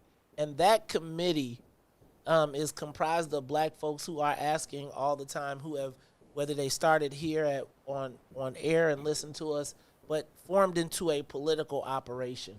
And we wanted to begin to move the needle, and we crafted some legislation. We called it the Wasn't It for the Black People bill. It was House Bill 4865. Because part of our thing was we want to pass a piece of legislation every year pushing the black people forward. And when we were looking for it, I wasn't probably one of the most popular people down in Springfield, just because I've been pretty vociferous in my advocacy against the power structure as it existed. But when I came to you and said, hey, look, man, we want to go after state contracts, and we want to stop being called minorities, and we want to be broken out of the minority category, and we want to be descendants of American slavery, and we want contracts based on that. That was not something that probably was, at the time, a politically correct, not politically correct, politically, how can I say this? It probably wasn't going to, a lot of people would probably not have wanted to even take on the challenge of taking some legislation like that. We called you. You not only had it drafted, you began the process, committee hearing, got the governor's office all in a tizzy because they was like, how we going to help black people? We can't say that. We can't do that. And this was all pre-George Floyd. This was all pre the environment that we were living in. This was pre-COVID. Literally, our last trip was to Springfield, and then COVID hit. Representative, talk to me about what makes you, as a young legislator, pick up a bill like House Bill 4865. Shout out to State Representative Jahan Gordon Booth, who signed on as a co-sponsor. Again, I'm going to give Mary Flowers some props, even though I think she might have been trying to kill it, but I'm going to let that go. Shout out to Mary Flowers, for State Representative Mary Flowers, for jumping on the bill as well. But Representative, and when we came down to Springfield, you welcomed us with open arms. You literally took us to the bill. You literally went to the hearing. And then when it didn't work the way we wanted to us, you took us to dinner. You tried to treat. I had to beat you to it. But talk to me about what makes you, in the environment of Springfield, pick up a bill like House Bill 4865 and say that we want to make sure that contracting matches for blacks matches the same as our percentage in the state. What makes you pick that up? Yeah, I think, Maze, as human beings, we're often, I think, captured by the past, and we do things the way that we've always done them because that's the only way we know how to do it. That's the only way we know how to operate. But what was very clear and important to me is that we've got to do things different if we want different results, which is what, has been the hallmark of my time in Springfield, which obviously includes, the bill that we're talking about. If you remember when you came down to Springfield and I tried to, bring you out in the room to explain to you the procedural issues that had just occurred, many of my colleagues were sitting around trying to eavesdrop on our conversation to see, like, what are they talking about? They've got something going on, and this looks different than anything we've ever seen, right? We've talked about this in the past, but I think conversations like this, the ability to talk to the folks that are part of this broader family are important, and it gives folks like me the battery, puts the battery in my back to be able to do the work. I think that having the space and the grace to be empowered, to be protected, right? And when I say protecting your politicians, I mean not cash, right? Not donations, but it means cover. Because if I know that I have the backing of the people who I work for, then I don't mind running a bill like that. I don't mind kind of upsetting the apple cart and pushing on this stuff. So, I mean, we've made some huge strides. We got that bill put into the larger omnibus bill that we passed last week. It is on the governor's desk, and we'll see if we can push him to actually sign it. But we'll continue to fight this stuff. And what I've told my colleagues on both on the Democratic and the Republican side who have not necessarily embraced the work that we've tried to do. Is that, it's just like when you're young and growing up in the neighborhood. If you get into a fight and you lose, you have to fight me every day. Every time you see me, we have to fight. All right. And so we're not done. We've come to the table and we'll ask for more. We'll continue to ask for more because that's what our people deserve. All right. So now we getting ready to get into the meat of it because we got a lot of things that I want to get to.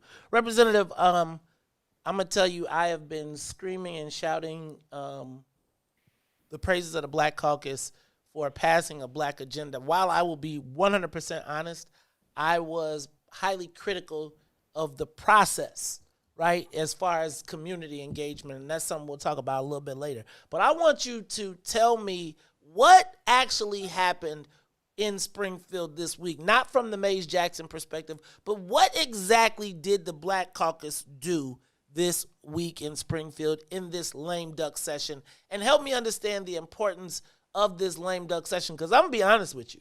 I didn't think y'all was going to have no more meetings until June of May of this year, because it was going to be the protection of the speaker, and not having no meetings kept y'all from being together. I don't want to spend a lot of time on the speaker right now. I want to know what happened with this lame duck session and what it meant for Black people. Yeah. Well, first off, stylistically, what happened is that we got everybody to get on the same page and to stick together. All 22 members of the Black Caucus, the 10 members in the House and the 10 members of the Black Caucus in the Senate decided that we were going to focus on getting our stuff passed. And while we would probably have to deal with some process and some negotiation issues, that we weren't going to leave Springfield without getting what we asked for. And so we stuck together. And there are folks who have been around longer than me who will tell you that this is the first time I've seen us all move in lockstep like this. And so that if that's the case, then that's the case. But number one, that's what we did. Number two, we passed an agenda that had 4 broad pillars, 4 omnibus, very large bills that encompassed smaller bills that many of us had filed over the year. Or actually over the years.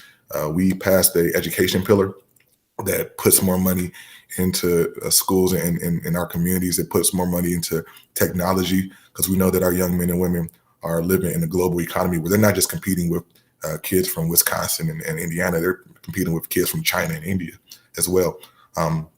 So we passed that.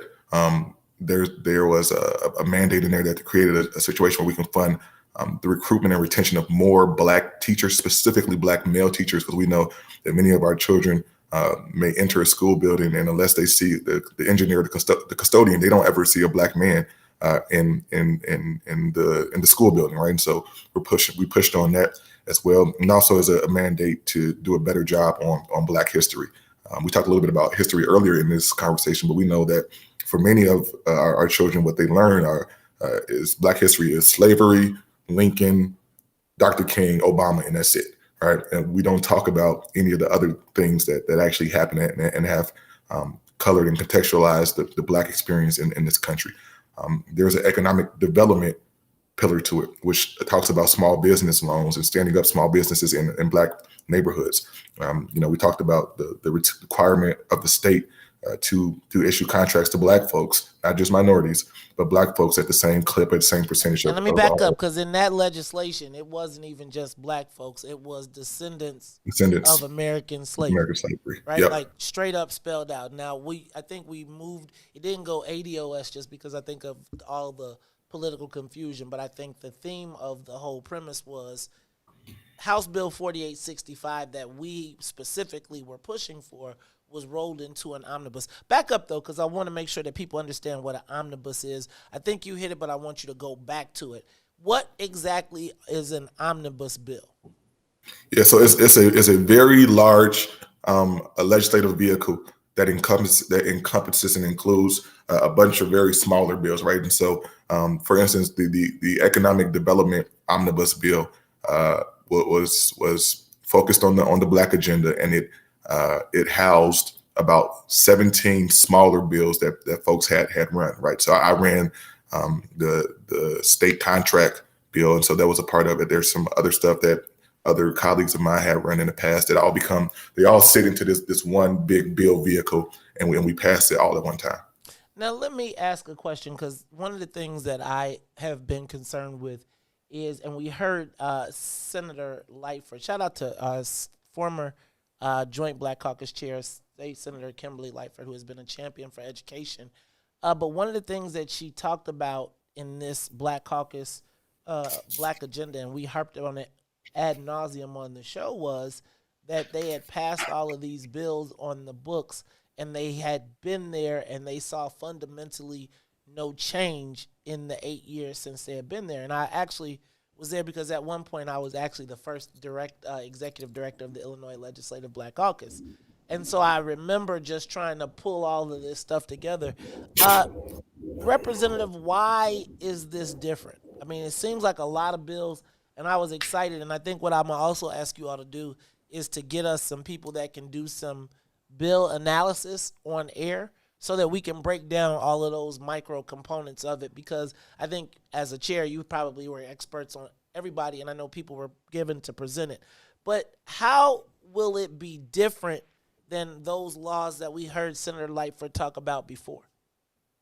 So the one thing we have to do is we've got to press Governor Pritzker and the administration to make sure that they're actually rolling out these things in a effective way practically, right? The way the execution of it looks, the way the funding of some of these mechanisms looks is very important to us. So we can't back down on that. The legislation is there, but legislation without the proper protocols to actually to make it work in real life is a waste of time. And so this is not the end. This is the beginning of this fight for us. But I also think that this time will be different. This time is different. It's because we looked at our communities in a holistic standpoint. Mays, what's become very true, and you know, I've studied economic issues around the world. Between 1990 and 2015, China, India, and Indonesia have pulled 1.2 billion people out of poverty.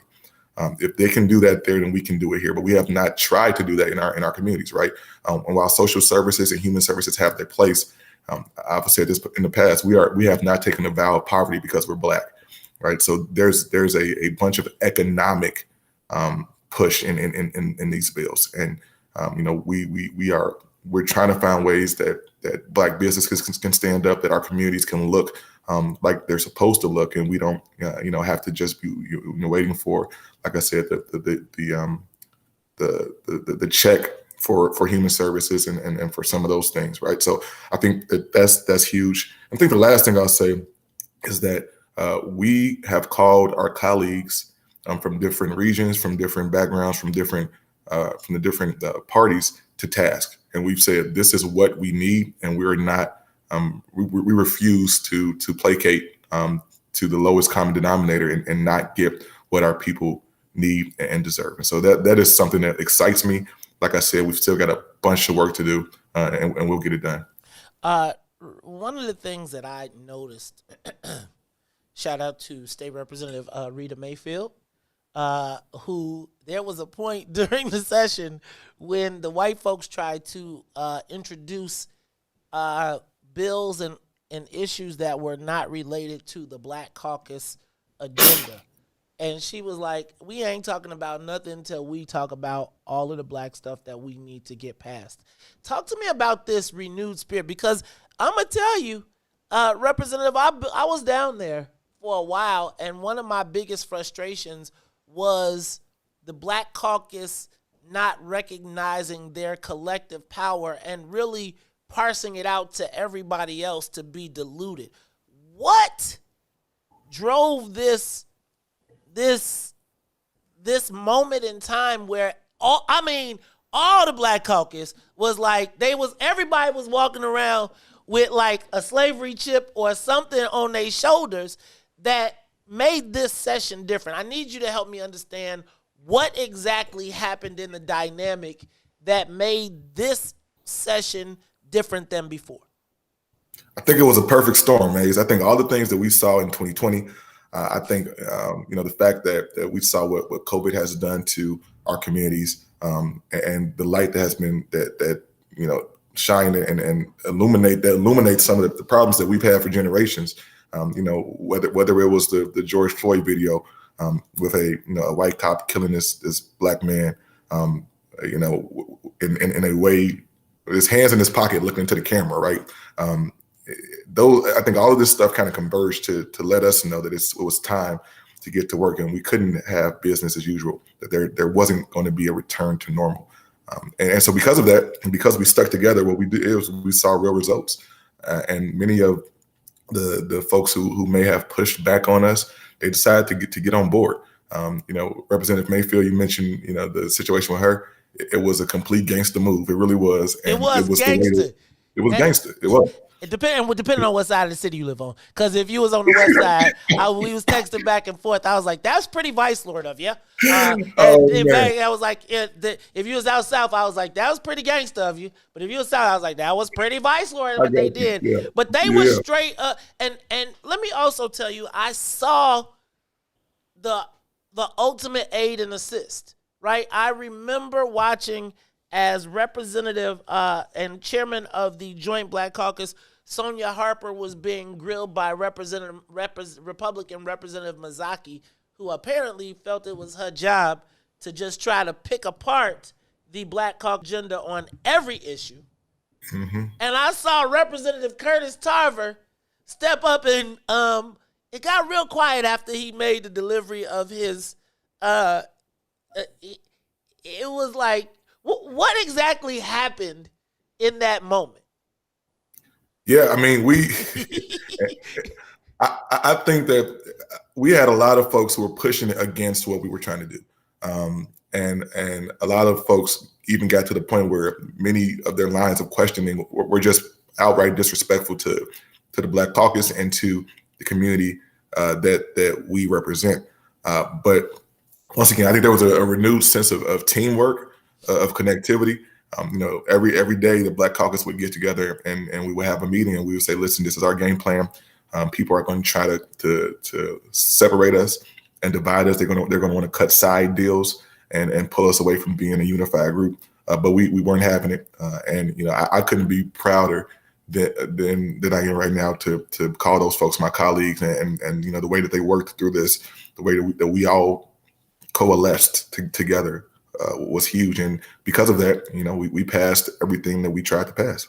You know what? I'm going to come back because I got more stuff. Shout out to Kurt. I want to find out about this young gunner crew that seems to be emerging, that is really pushing the envelope. We're going to talk about that in a minute. But let me go backwards, because I have gotten calls ad nauseum about the criminal justice reform pillar. Now, let me tell y'all, one of my favorite moments in the whole entire watching the session was watching as they tried to pass criminal justice reform. Now, literally, and I got some challenges with this, and I want to talk about that, but the best part was, usually when they call a vote in Springfield, and if you watch these votes, it's like, all right, the floor is now open, and it's like 30 seconds. They be like, have all voted who wished. Have all voted who wished. And right, you got to get 60 on the board to be able to pass the bill. Well, this criminal justice reform, the white folks who live in the white neighborhoods was not having it. And then it turned into, as the temperature escalated, now mind you, they held this vote open for at least 2 minutes, which is like eternity in Springfield. And then all of a sudden the cameras turn to like the wall. And then you hear like the Black Caucus snapping, like, y'all better leave her alone. You better vote for.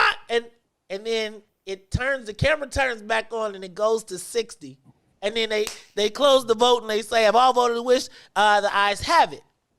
What happened when they changed them cameras around? And because it seemed like the Democratic caucus knew that they were supposed to be voting, but then some of the white folks got cold feet on criminal justice reform. What happened during that time? And who was, because I noticed, I was like, who is that lady Cam is over there hugging? Because she seemed like she was crying, like they had put the foo-fops on her. What happened in that moment, Cam? Excuse me, I think Senator Buckner. There were a lot of side conversations, us trying to impress on our colleagues how important this legislation was. Impress. And the folks I like that. Yeah. The folks who were nervous and reticent about doing it, they just needed a little more of a push. The conversation that you may have seen that I was having was with a colleague of mine who was asking me, why do we have to do this right now? Why did it have to be so rushed? And my answer was, well, we've waited for 401 years. I don't think it's rushed at all. And that was enough to impress upon them that they should push the green button. But there's a lot of negotiation and conversation being had at that time. Let me tell y'all, they had to turn the cameras off the negotiation, but they did not turn off the microphones. I think somebody was on the table somewhere like, okay, you're big. Big black guys getting together in a room. You start raising your voice, people get nervous. All right, Representative Buckner. So I gotta ask myself now, how many years have you been in the legislature? How many terms? 2 years. Last month or this Monday. This Monday's made it 2 years. So in 2 years, how in the hell in 2 years did you become the chairman of the House Black Caucus?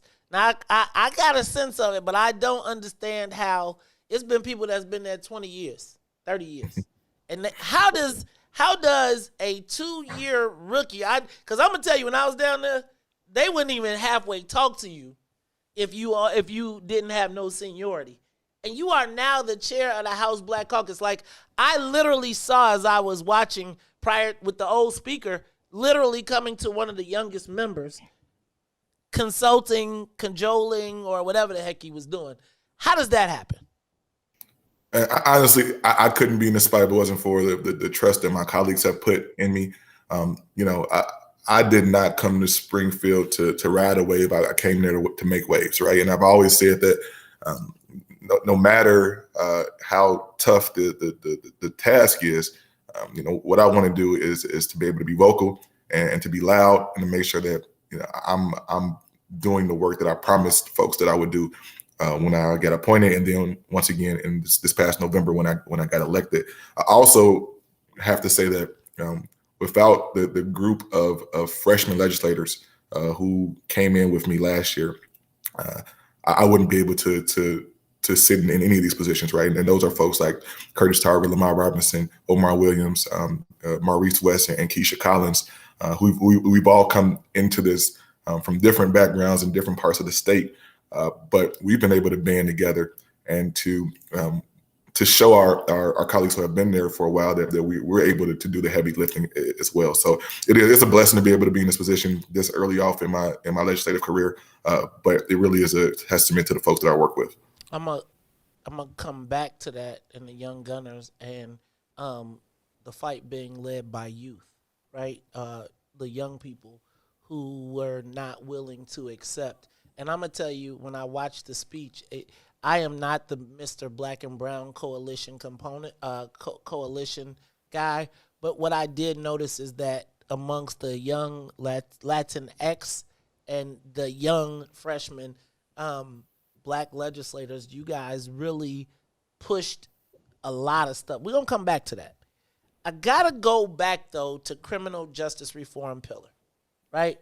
So one of the things that we as Black people know is that policing is unfair to us, that we need criminal justice reform.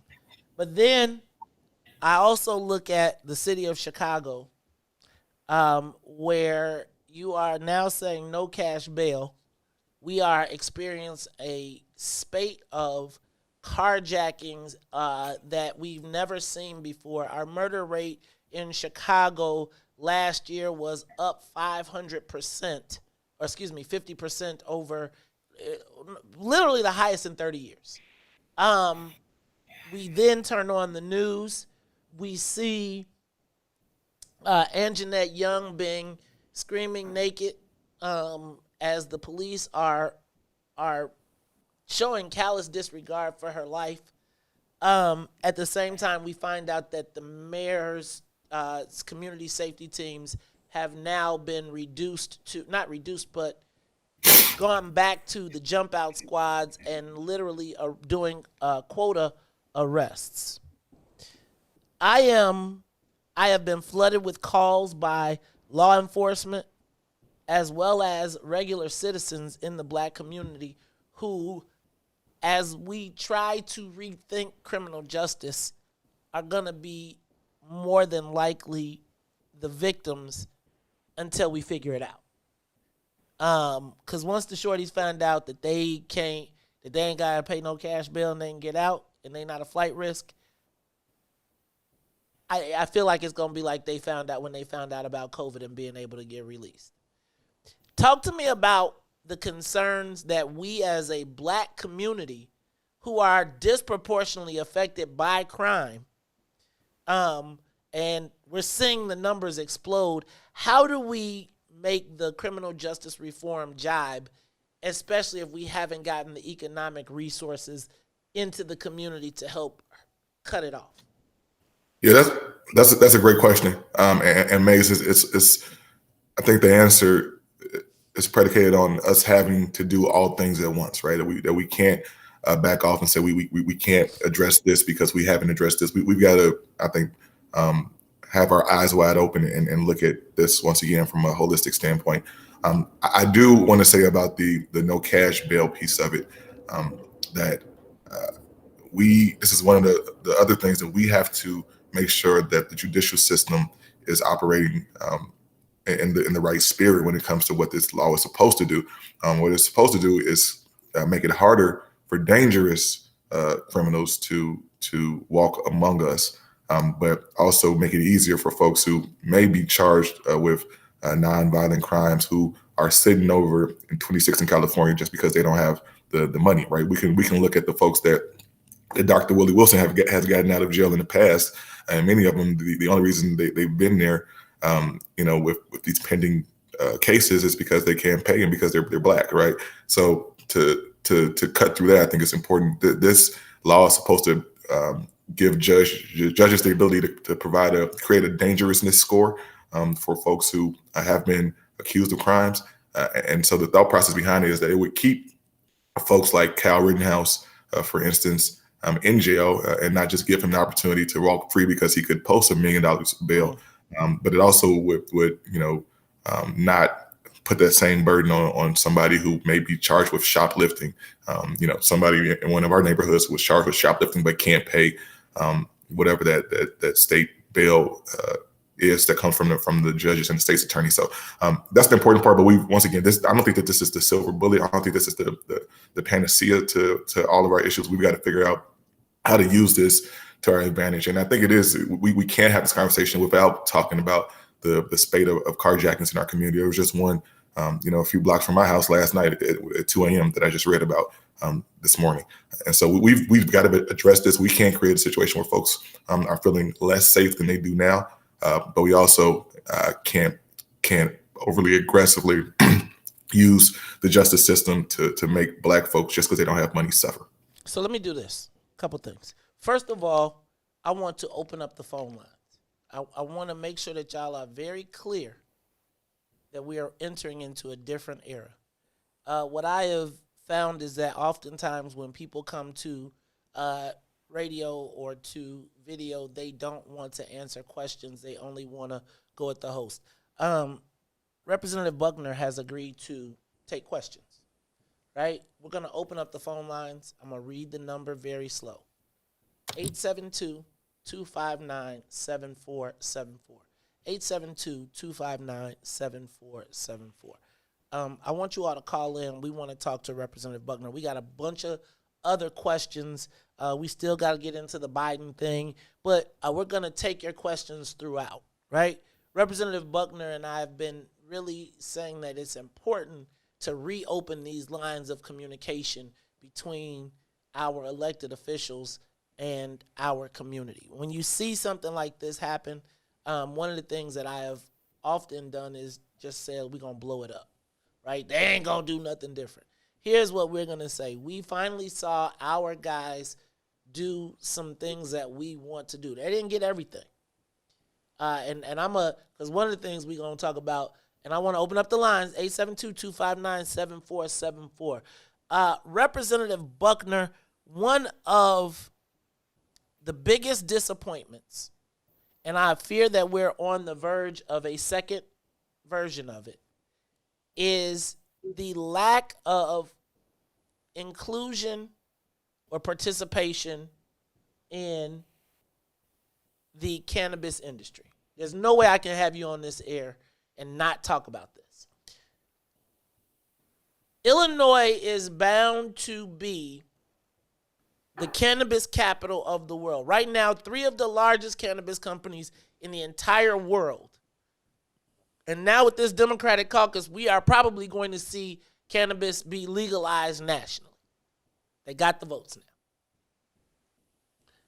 How is it that with all of, and I'm giving y'all all the praise, the young gunners, how did it wind up that we didn't catch it at the city, county, or state level, and that there are no black-owned dispensaries or farms or craft grows or transportation companies in Illinois for black people? How does Prohibition 2.0 occur and we find ourselves on the outside looking in when we find out that cannabis now is about to outpace liquor sales in 1 year in tax revenue?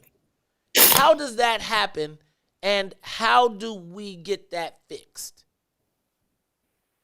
Yeah.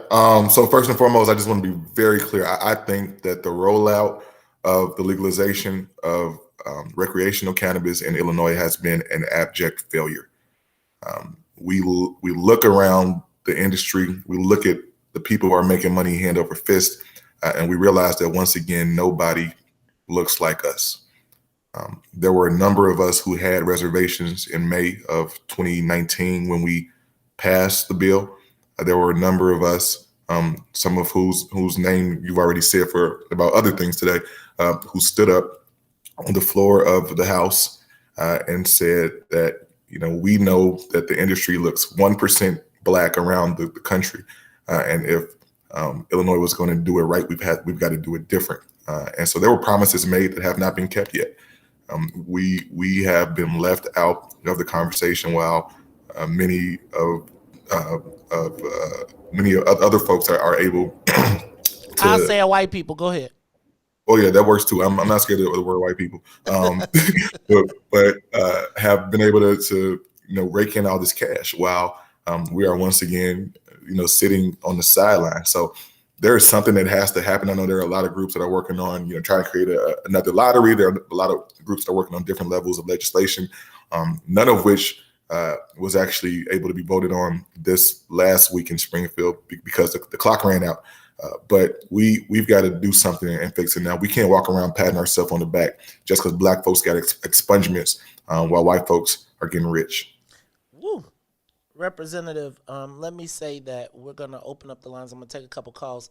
I will say that for all of the people that are listening, State Representative Jahan Gordon Booth, who we also saw is now on Chris Welch's leadership team, committed during this last session not to open up the conversation to a different group of cannabis activists, the group that was really left out, and suggested that until we can get an agreement with all of those groups, that there won't be another bill that passed. Because, Representative, one of the things that I noticed was that white folks were trying to rejigger the bill again, even knowing the social equity issues, to create more opportunities for themselves.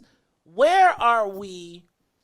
Because where I feel like we often lose is the fact that we don't have black lobbyists who are at the table, because I often feel the bills are often negotiated with the lobbyists and the corporations, and then they come to the legislature after they've kind of worked it out and you all fix it. Let me ask you, where will black lobbyists and black economic opportunity exist in this new environment? Will you all demand that corporations not just because I'm seeing right now all of the white companies are trying to hire a black lobbyist, a young person, put them on for a salary of $150,000, $200,000, and then go make $2 million off of it. What role will you all create for black lobbyists, and do we even need to build that?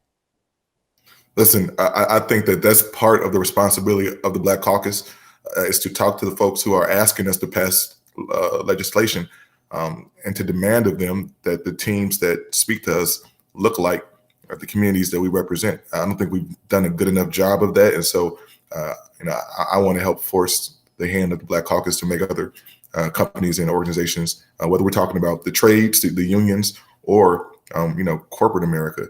We need folks that look like us having these conversations as well.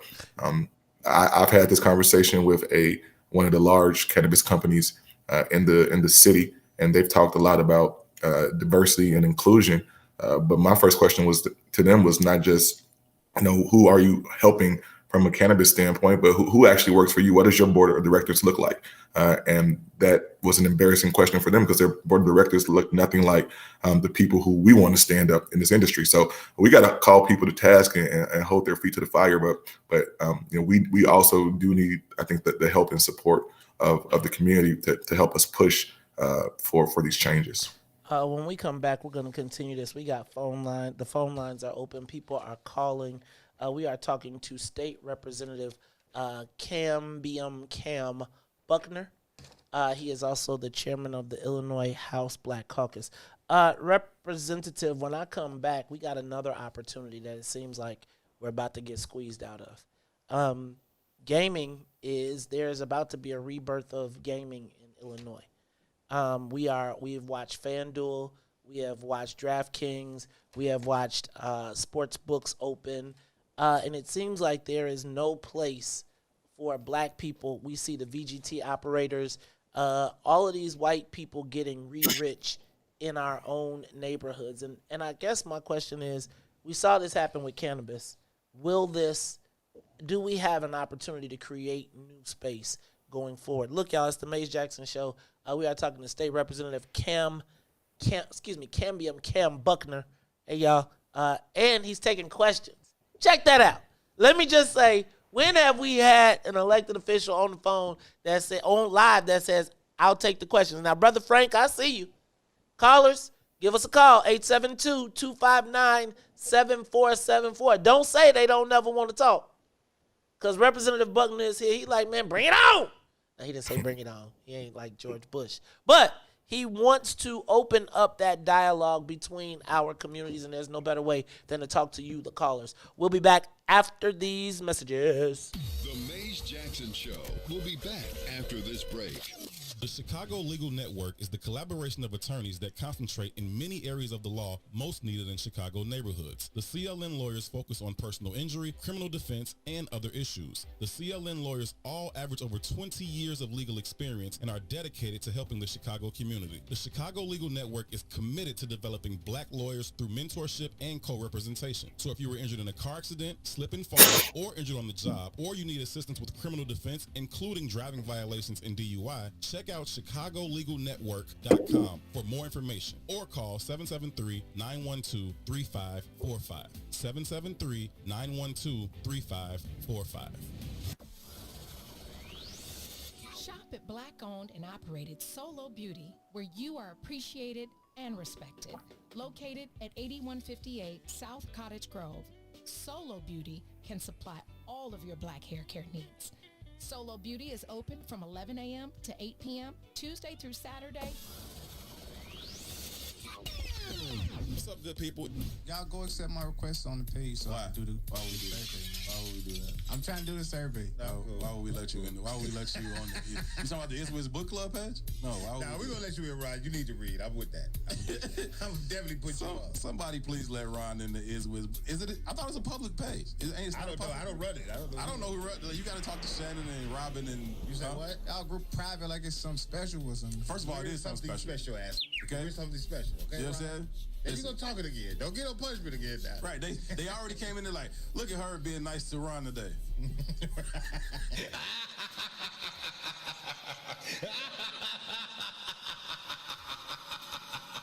It wasn't gonna last. You always mess. I think Asia came in like, for now, like just for a little while. Just for a little while. Just for a little while. Just for a little while. Somebody let that man in the page. Somebody let that man in the page, Robin. Please let him in. I said what I said. Herb too, right here on What's in It for the Black People Media. Call in and say it with your chest. 872-259-7474. That's 872-259-7474. Give us a call and say it with your chest. 872-259-7474. Introducing your trusted source for high-quality emojis, better known as emoji. We believe art is beautiful, and that beauty should be reflected in the digital market. Now there is an app that does just that, starting with Black Greek letter organizations. Blackmoji D9 offers more than an emoji app. It is a cultural experience of Black excellence. Download the app in the Apple or Google Play. A specially curated catalog of emojis representing the divine number. Use the emojis to celebrate Black Greek events, current events, support social causes, and learn about esteemed Black Greek members who blaze the trail of Black history. A portion of every subscription goes toward a scholarship fund specifically for members of Black Greek letter organizations to help keep the legacy alive. Download the Blackmoji app today. You're listening to I Said What I Said with Toussaint Warner and Herb Howard. We have a very, very special guest, man, joining us on today's show. Walter Beach, he's my godfather and one of two of the dopest black men I've met in my entire life. This is how I always introduce myself. I'm black in attitude, I'm black in behavior, I'm black in belief and thought, and I'm African in spirit. I accept and acknowledge the fact of my African self being intuitively and have developed the cognitive strength to function as a black man in America. As an African black man, my hypocrisy manifests as silent rage. I must decide what my relationship to racism will be. Only I can say when and where I enter my manhood with quiet, undisputed dignity, without violence or special patronage, asking no quarters and giving no quarters. When and where I enter, I take with me my people. That's what the sovereignty that Toussaint was talking about means to me.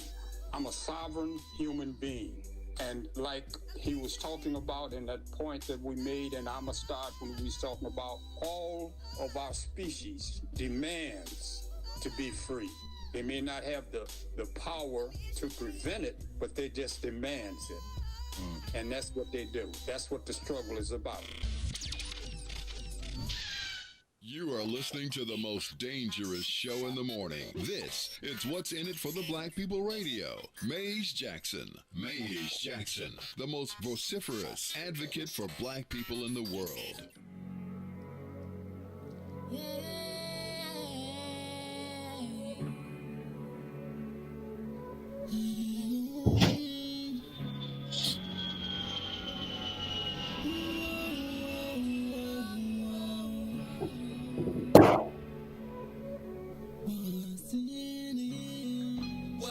For the black people, cause economically we are not equal. Waking up to lies, can't doze no more. I told y'all, yeah, this is a dangerous show. Don't go to church if you ain't trying to help us. Don't even try to be around and can't protect us. We see the lies, not other politicians. We need money and no symbolism. It's Maze, it's Sonia, and Ruthie, and Todd, explaining how we all come from God, giving us tools to beat the odds. If we're united, our movement gon' stop. If they ain't tryna help us, they ain't tryna do nothing. We gotta do something, we gotta stop running. It's time to confront the problem. Really, you expect your oppressed to solve on.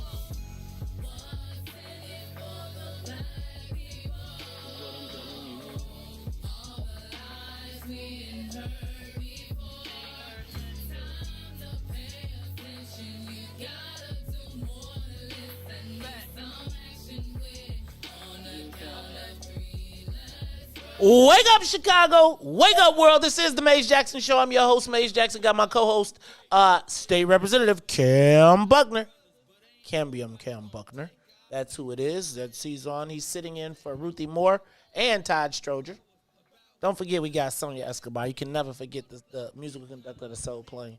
Y'all, we are up and away. But let me tell y'all what, when I get back in town, I gotta go to Sissy's Taco Bar pop-up today and tomorrow and every Thursday and Friday in January. Now stop by 312 East 75th Street on Thursdays and Fridays from 6:30 to 9:30 p.m. for authentic street tacos made with Southside soul. Now you know I like some salsa. You know what? Did anybody grandmama ever make hot tacos? I don't ever remember black grandmas making tacos, but I want some soul tacos from Sissy's. So Sissy's makes the best jerk chicken, sriracha shrimp, blackened salmon, and the vegan Cajun jackfruit. Now you, Sonia, you talk about the jackfruit. Well, So you know, good. It put me onto this vegan plant-based experience I'm so going if through. so if you tune into the greener side of things today, you know They they got did me. the jackfruit. They got They me on with the they doing tacos. the 30-day meatless challenge. Is that what it is? Plant-based challenge. All right, but I'm sticking with the meat, right? And they will tell them they're the best tacos on this side of town. And don't forget to ask about the Rome walking tacos, Sissy street corn, and children's meal that come with a special prize. Also introducing tamales. Yesterday I didn't know it was different kind of tamales. I just only had the tamales that you put in the plastic bag and you throw them in the boiler and then you boil them and then you take them out and you eat them. That's the kind I knew about. But Sissy's has custom-made pre-order tacos, tamales, so make sure you get some. Visit sissystacobar.com and sign up for the message updates and get a free taco with any purchase. Also, let them know you heard about it on What's in It for the Black People Media. Hey, brother Buckner, are you a vegan? You on the plant based at all? You kind of big, bro. Absolutely not. Listen, no shade to the folks who are, but that's just not my ministry, brother. I'm gonna tell you what. Then you should stop by Sissy's Taco Bar, 312 East 75th Street. Let me tell you, they got their jerk chicken tacos are off the chain, the sriracha shrimp, as well as the blackened salmon. So try those out. You know, you check them out and then make sure you let them know. Representative Buckner. I got some stuff written on my paper, but the phone lines are lit up. This is probably a first that we have opened up the lines to one of our elected officials who is not running from the phone. So this is what I'm going to do. I am going to open up the lines, and we're going to take calls. And Representative, I'm going to let you answer the people. Hey, let's go to Sonia. Caller, are you on the Maze Jackson Show? How are you, caller? Hello? Hey, Maze, this is Ron. How are you? Ron, what's up, dog? Where you been, man? Hey, here to listen to you every day, buddy. So, hey, Representative, I'm just going to be honest with you, Maze. I'm just going to hold my feelings. I'm not that optimistic about Chris Welch right now. So can you talk to him straight up? Let me tell you. I've been around a long time. Representative Buckner, straight up. Talk to him straight up. But to the rep, Maze, one thing you always pointed out was that we always get the social service money, which really does nothing for our community. So to the state rep, what about blacks get more of the state contracts? We get very little. We don't even get enough that would, pertaining to our numbers in the state. So what are you all going to do? So, okay. And thanks, Maze. Hey, Ron, thank you, man. Thanks for calling. Miss you, bro. Don't hold on. Go ahead, Representative. Yeah, Ron, thank you for that question. The first thing I would say is that I think that the healthiest symbiosis, the healthiest relationship that Black electeds can have with the Black community is by one's having conversations for sure, but also, as I said before, creating a culture of accountability. Right? If we say we're going to do something and we don't do it, then we got to go. And I mean that for me and anybody else. So while I understand, reserving your optimism for results, I will say that should be the way we operate, period. Secondly, I spoke a little bit about the fact that I do think that we've become too reliant on social services, and it's created a complacency. We get those checks and we get those watered down resources when we don't have the ability to build and to grow a real economic base and really be involved in commerce throughout the state. We've got to demand that there's more contracts given to Black companies, and this is just not construction contracts, but even professional services, right?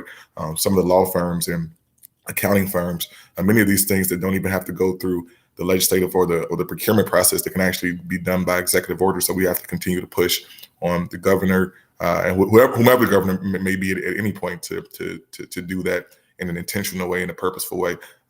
Once again, being Black should not automatically mean we're taking a vow of poverty. it should mean that we're able to stand up small businesses and we're able to actually be a part of this conversation. So a lot of that we saw in this last economic bill that we passed, and hopefully is signed by the governor.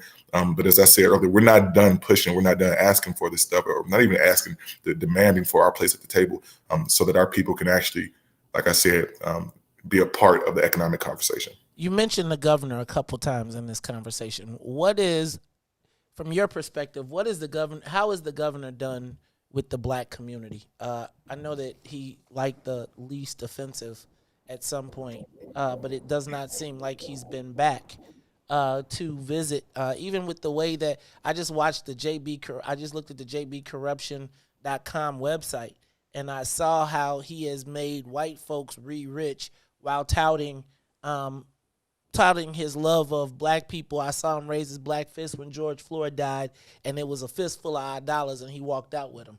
Where is the governor with the Black Caucus right now, and with in the black community, period? Yeah, so I think that many of the promises that were made in the previous election have not come to fruition yet. I have been vociferous. I think that's one of your favorite words, right? I've been vociferous about making sure that we get our just due, and the things that were promised to us actually come to fruition. I think as the chair of the House Black Caucus, and us being a co-equal branch of government, we have to push harder so that the administration can actually give us the things that we need. Maze, one thing, I think I've said this to you in the past, don't tell me you love me, show me you love me. All right. And you show me love by actually passing policies and actually doing the things that will create the situation like Ron just asked for, where we are actually, where we're part of the money conversation. Where is the bag? Where's the bag? Where's the bag? We should continue to ask that question and to push on folks. So I want to see more aggressive movement from the governor's office in that realm. But it has to come from folks like myself, my colleagues pushing, and we need the backing of the community to do that as well. I see the state spending a lot of money on advertising and media and outreach.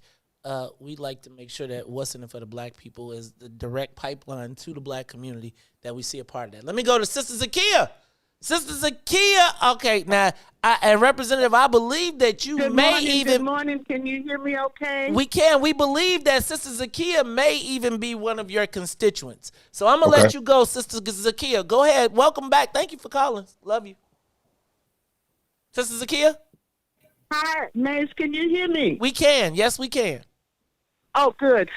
Good morning to you. Good morning to the family. And good morning, State Representative Buckner. Good morning. I want to ask you, brother, what is going on with the rent cap bill? You know, we got started out with that, but COVID-19 kind of put everything on a halt. But if you could just explain to me and those that are concerned, what's the next step? When is it coming back to the floor? And who's the state rep that we contact to constantly keep in the mix of things of what is going on, since we can't get down there like we used to? That's very important, you know. Yeah. No, absolutely. Thank you, Sister Zakiya. So we all know that there already has been a foreclosure and eviction crisis, and there's going to be a bubble that's going to burst here very soon based on the economic functions of what COVID has done to us. There was a bill that came up in May that ended up being voted down, I think, in committee. The bill is being carried by Representative Delia Ramirez. That bill was brought to committee again in this last session we had last week. It passed the House but was killed in the Senate. And so Representative Ramirez has said that she is looking forward to bringing it up as soon as we get back to Springfield. Right now, we're not scheduled to go back until February 2nd. I know with COVID protocols, the new speaker and his leadership team has to figure out what that looks like and how we come back safely. But I expect for it to come up again in the very early parts of this new General Assembly, whether that be February or March.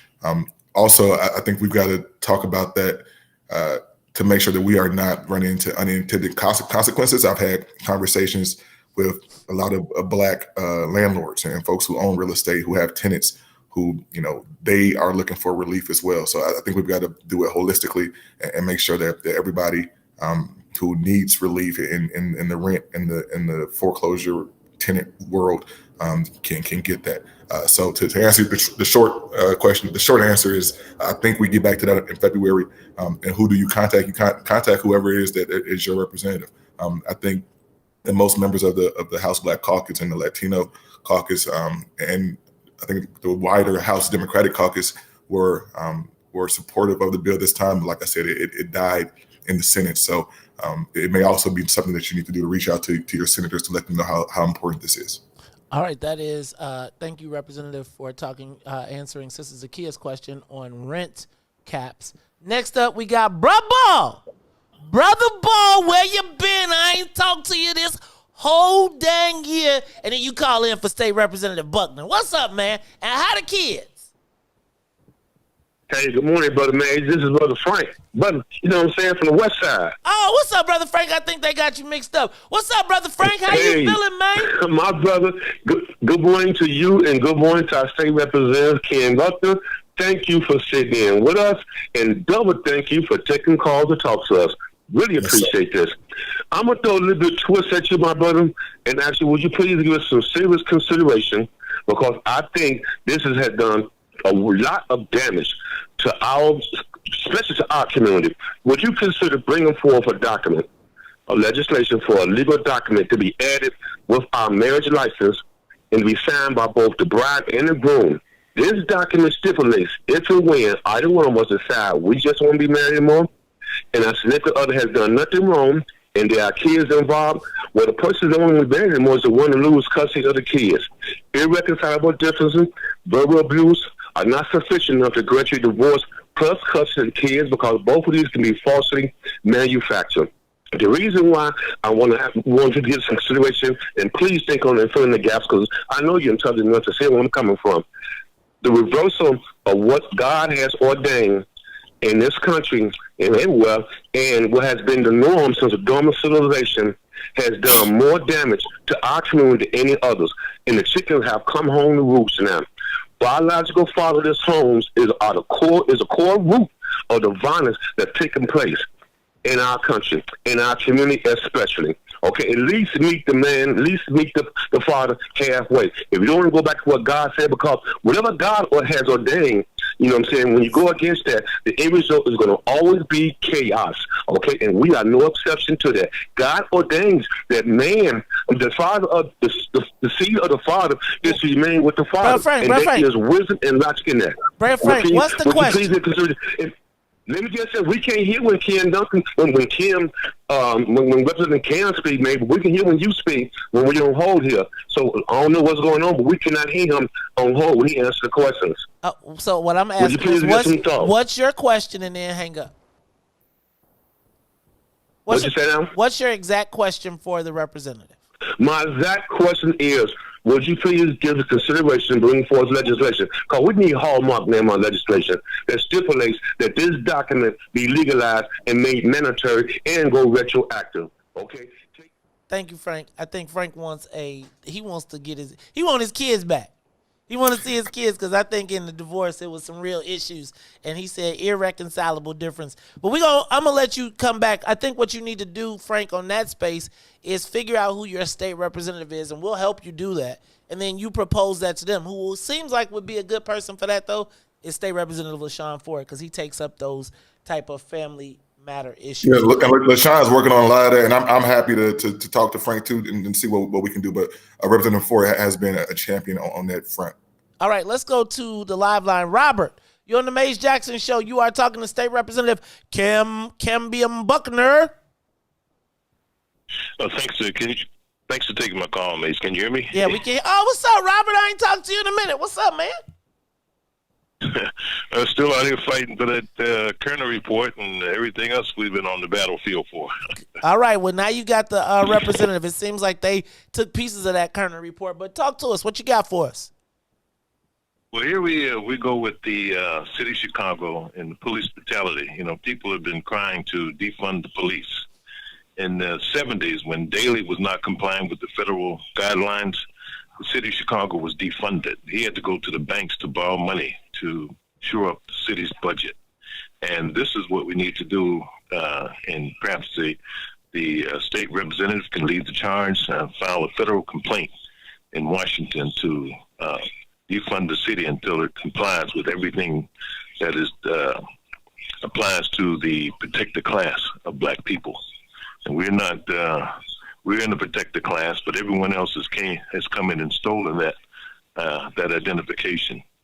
The undocumented now, Sanctuary City, is superseding and leapfrogging over the black community, citizens in the city of Chicago and citizens of this country. But we have people who are not citizens, and they're bringing them in. Biden said he's going to bring in 11 million and make them legal. And those are the replacements for the Negro. Can we at some point in time move forward and push this complaint through? They filed a complaint on the east side of Chicago against General Iron, who's bringing their rubbish from Lincoln. Was it Lincoln? Lincoln Park. Anyway, the community up north. Lincoln Park, right? Lincoln Park. They file a federal complaint. It's under investigation by HUD right now, and this is what we need to do in our community in the city of Chicago, because they're removing us through gentrification off the map, and it'll be over before we know it. Thanks for taking my call. Thank you, Robert. Representative, did you have a response for that one? Yeah, no, and I appreciate that, Robert. We actually have been having some conversations with our congressional delegation just about the overall world of what protected class looks like for our community, both from an environmental standpoint, from an educational standpoint, from a housing standpoint. And so, I don't know where exactly it stands right now. I think that we can get a little bit farther along with this new administration. But no, thank you for that. These are actually conversations that we're having in earnest, and we'll continue to. Representative, talk to me about, I want to go backwards to BEP and state contracting. One of the things that we have found is that we have been paperworked out of, the state spends about how many billions of dollars every year, and it seems like we are not a part of that spend.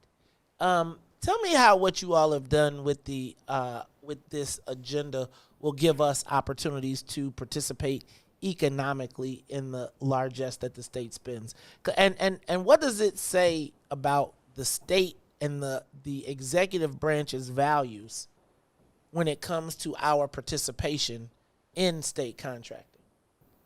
Yeah, if you look at the state's bottom line, for far too long, we've not been a part of the conversation. And I think I've said it a few times today, but I just want to reiterate how important that is. We're talking about anywhere between a $40 and a $50 billion budget every year, and folks who look like us, black folks, have not been a part of that largest of that operation, right? And so, what we've attempted to do in this economic pillar, and once again, I do not think that it goes far enough. We've got to push more, but this is a start. Is we're forcing the government's hand, we're forcing the state government's hand to put their money where their mouth is when it comes to economic investment, not just in communities, right? So not just building capital projects and roads and bridges and buildings and edifices in our community, but setting up a situation where our folks can get the capital that they need to stand up small businesses. There's a push now from us that if there's a private bank or private entity that does business with the state but has a horrible track record when it comes to loaning money to black folks, they need to be called to task on that too. So there's a lot of different ways we can approach it. Once again, we have not done enough. We've got to do much more. But I think we've started taking a step in the right direction because the numbers need to add up. Okay, we got more calls. I'm going to take another call, but hold on. State Representative Buckner, one of the things that I have paid attention to, and I'm not going to even lie, I am very tuned into, is the state of Illinois currently has more gaming positions than the state of Las Vegas. Than Las Vegas. We have seen the explosion of sports betting. sports books. We have seen they are now issuing new casino licenses. We are seeing all types of new games being considered. And yet and still, after watching what happened in cannabis, I see absolutely no black participation or willingness from the current gaming industry to open up the doors. We're gonna see an explosion of we've seen it already, right? We saw that the sports books and the casinos have done gangbuster business with no black participation. Will we be frozen out of the gaming industry as well going forward? I sure hope not. I think gaming has really kind of flown under the radar because a lot of people aren't well versed in it and how it works. But I've talked to black folks who are in the industry around the country, and there's going to be a huge opportunity to make money for people who want to enter the industry. Once again, we saw what has happened with cannabis, and we have to be cognizant that does not happen on the gaming side as well. So, I'm not much of an expert in you kind need of how to get to be an expert on this, man. Well, listen, I'm ready to learn. We gotta find somebody we can trust on this space because we just watched when the white guys were in control. They really made these major corporations came into Illinois and are cleaning up and taking the money. Look, I don't see a sports betting advertisement and black folks are on FanDuel, and I don't see them participating at any level yet, and still they're gonna get protected.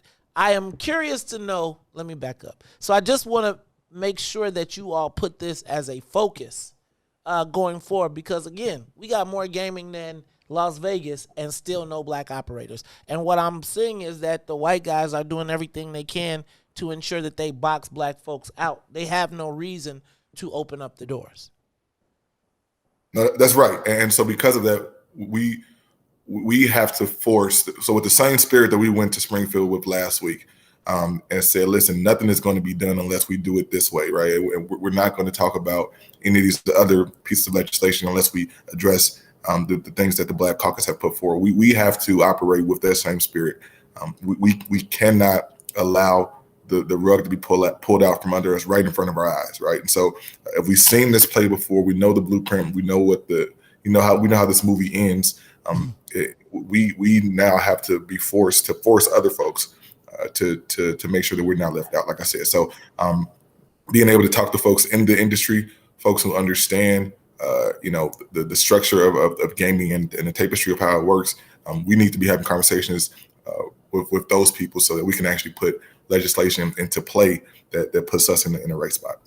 Let me ask you now, we have a new Speaker of the House, a black Speaker of the House.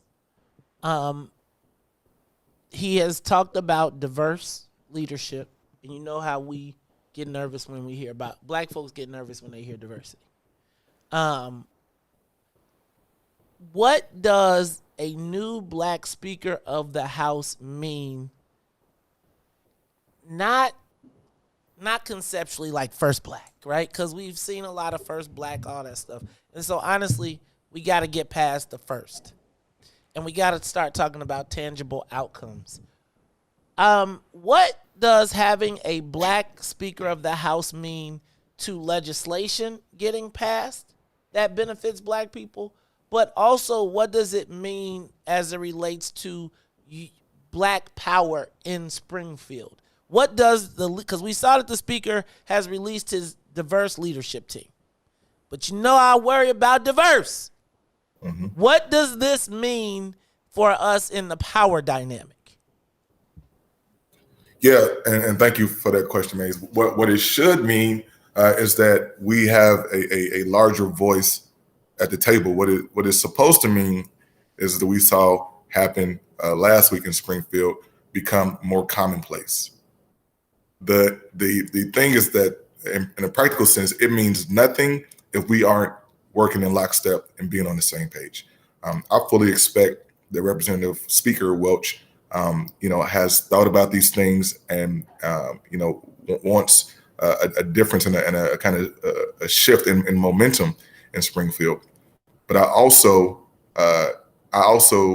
believe that we have to be able to provide him with what it is that we need as a community, and that only power concedes nothing without a demand. All right, so we've got the guy in the seat, and that's the first step. That's great, but we know very well that the first Black speaker can become the last Black speaker if we aren't addressing things in an intentional way. So I hold myself accountable to hold him accountable, and I can only do that if the people who I represent hold me accountable. The Black Caucus represents, just under 2.5 million people in this state out of our 22 seats, and so because of that, I think we have our finger on the pulse of what the state needs and wants. But once again, we have to demand, and that same demand that goes for any representative or any senator should also go for our Black speaker. I think that he's made it very clear that he is he's expecting that, but we've got to push to make sure that we keep everybody transparent and everybody accountable. You are in a unique situation because you essentially serve two political masters. One being the political, and I guess I probably shouldn't use political masters, but you are a Black Chicago state representative, which means that a lot of what you vote on impacts the city of Chicago, which means that oftentimes you're probably going to get a call on certain issues from the mayor. You also have the role and responsibility as a state legislature where you are accountable, and I'm going to take calls, I still got them, where you take responsibility for a legislative district that really oftentimes has a completely separate agenda than the city of Chicago. This last go-round, this last legislative session, we saw the Illinois General Assembly pass legislation in the firefighter pensions against the will of the mayor. We also saw the changing of a clause in one of the Senate bills that then increased the ability of CTU's leverage over Mayor Lori Lightfoot. We heard the mayor tell us that you all got it wrong in Springfield regarding cannabis when she opened up the marketplace for Chicago and let the white folks get rich, and promised that she would come down to Springfield and work with Black legislators to ensure that we got an opportunity. We watched the video of Anjanette Young, and we subsequently found out that the mayor's office tried to hide or tried to block us from knowing that. Chicago is currently experiencing a number of carjackings unseen in our history, and the murder rate is now out of control. We then find out that these community safety teams that were put back in place that we know have not worked, because we saw the picture of the young Black boys who had deer antlers on their heads with white guys with rifles posing them up as prey. And we find out that these squads have been reformed and are now arresting based on quote. At least that's what it's alleged. Where does the city of Chicago fit in your priorities, and are we headed in the right direction? And what impact does Springfield have on that? Yeah. So the city of Chicago obviously is a very high priority to me. My entire district sits with. Hold on. Are you there? Did we lose you? Did you see that? I mean, they just cut the internet. Young was treated and the way that. Wait, hold on, Representative. We lost you. You know, once you start having that conversation, they start cutting off the internet. So I'm just telling you. So hold on one second. Let me get you back. Let me get you back straight. All right. Go ahead. Now you got to start all the way from the beginning. Go ahead. Okay. What I said is that, you know, while I represent the city of Chicago, I also feel like I represent every Black person in the state of Illinois, whether that's Jahan's constituents in Peoria or Rita's constituents in Waukegan. The city and the state legislature have not always agreed on much. I know we had some fights last year about the casino and some tax credit issues and fight about homelessness in the city. We'll continue to have those fights. I think those fights are healthy. Many of us came out against the way that the city reacted and acted in the Ajane Young case. We saw this Black woman terrorized by CPD, and then we saw this cover up, right? And for many of us, the question is, if the players change but the game remains the same, are we getting anywhere as a people? And I think the answer to many of us is no. We've had conversations about the level of crime and violence in this city and what needs to happen. So Chicago is always and will always be a priority. It's my district. It's my home. It's where I plan to live for the rest of my life. But the symbiosis, I think, between the city government and the state government has not been there. I'm not sure how much the executives talk. I'm not sure how much the mayor and the governor, are able to get together and not very much. We're pretty clear about that. We're pretty clear. They've been pretty hostile to each other, whether it's been nice, nasty, or whatever. Just like, we've seen all types of clues, and we can leave that in context. Representative, we're going to go back to the phone lines. You good with that? Yes, sir. All right, let's go to Dominique. Dominique, you have the opportunity to talk to Illinois Legislative Black Caucus House Chair and State Representative Kam Buckner. What you got? Yeah, hey, how you guys doing? All right.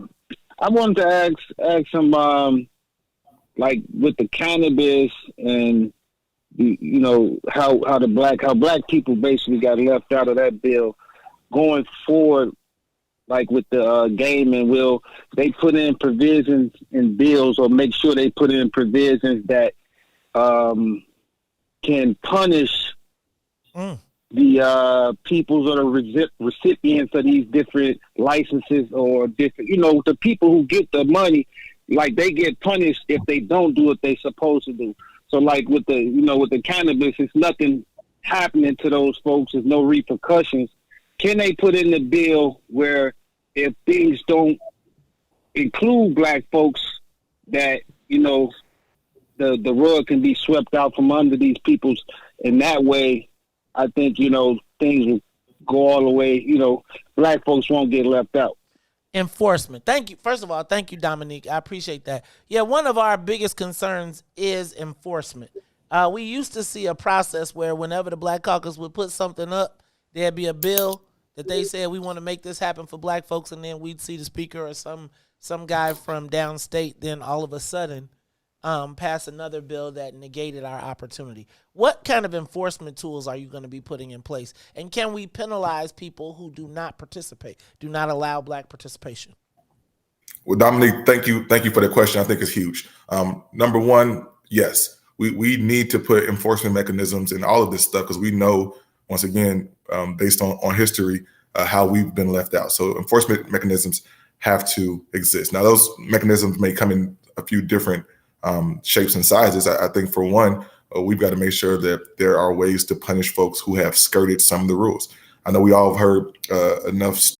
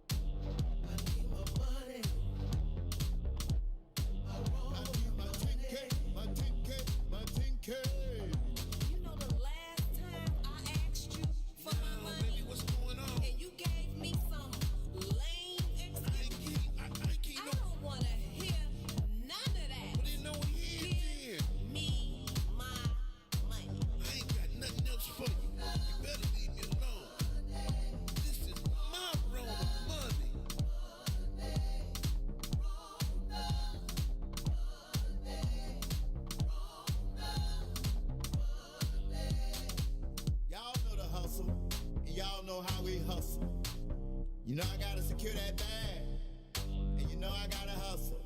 Y'all know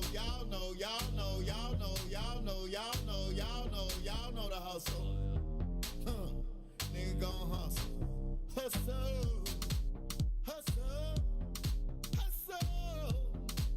Hustle. Get that bag. I need my money. I roll the money. I need my money. I roll the money. I need my money. I roll the money. I need my money. My 10K, my 10K, my 10K, my 10K. Y'all know the hustle for that bag. Please raise your right hand and repeat after me. I, Joseph Robinette Biden Jr., do solemnly swear. I, Joseph Robinette Biden Jr., do solemnly swear. That I will faithfully execute. That I will faithfully execute. The office of President of the United States. Office of President of the United States. And will, to the best of my ability. Will, to the best of my ability. Preserve, protect, and defend. Preserve, protect, and defend. The Constitution of the United States. The Constitution of the United States. So help you God. So help me God. Congratulations, Mr. President.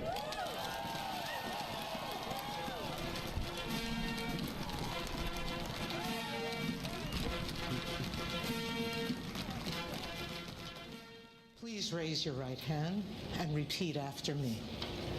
I, Kamala Davy Harris, do solemnly swear. I, Kamala Davy Harris, do solemnly swear. That I will support and defend the Constitution of the United States. That I will support and defend the Constitution of the United States. Against all enemies, foreign and domestic. Against all enemies, foreign and domestic. That I will bear true faith and allegiance to the and allegiance to the same. That I take this obligation freely. That I take this obligation freely. Without any mental reservation or purpose of evasion. Without any mental reservation or purpose of evasion. That I will well and faithfully discharge. That I will well and faithfully discharge. The duties of the office on which I am about to enter. The duties of the office upon which I am about to enter. So help me God. So help me God. All right. You are back. We are back. Hey, yo, y'all know how it goes around here. When we say certain names, things start to change. Look, man, Representative Buckner found out the hard way. It is a conspiracy, a C-O-N-spiracy. You start talking about certain names, they be like, hold it, cut that internet. They be calling up. That IP address down. So, Representative, we going to be real quick with it. Let me go. I got a couple more calls. We only got a few more minutes with you. So let me do this. Let me go to Lee. Lee, you're on the Maze Jackson Show. You are talking to State Representative and Chairman of the Illinois House Black Caucus, Kam Buckner. What's up, Lee? Good morning, Maze and the team. Good morning, Mr. Buckner. How are you, State Rep? Good morning. How are you? I'm calling because right now, from what I'm hearing, and I call Maze, a few times, and I always be trying to get him to set up something where people, even like myself, who have aspirations to try to get into that political arena but don't quite know where to begin. I would love to know if you would set something up where, because this is where I view it. I view it from, like, you're fighting from the state level. But imagine if you had more and more individuals who thought along the same lines as yourself at that city level, like in that alderman's office and that city council. See, and then we would not be chasing the same thing through different paths. So I'm starting to understand now that if we're going to do it, we need to do it bottom up, top down. We need to really start thinking about how we can do that so we all get on the same page. Because you fighting crime in Springfield, but if they're being lackadaisical or not caring down in the city council, it's really not working. It becomes more frustrating. So I would love to, hopefully, I'm going to reach out to you, maybe set up a meeting and talk to you and maybe get an idea how to really jump in this political arena and do what Mays has said he's saying, create a pack, a coalition where individuals of the same mind go towards the same goal.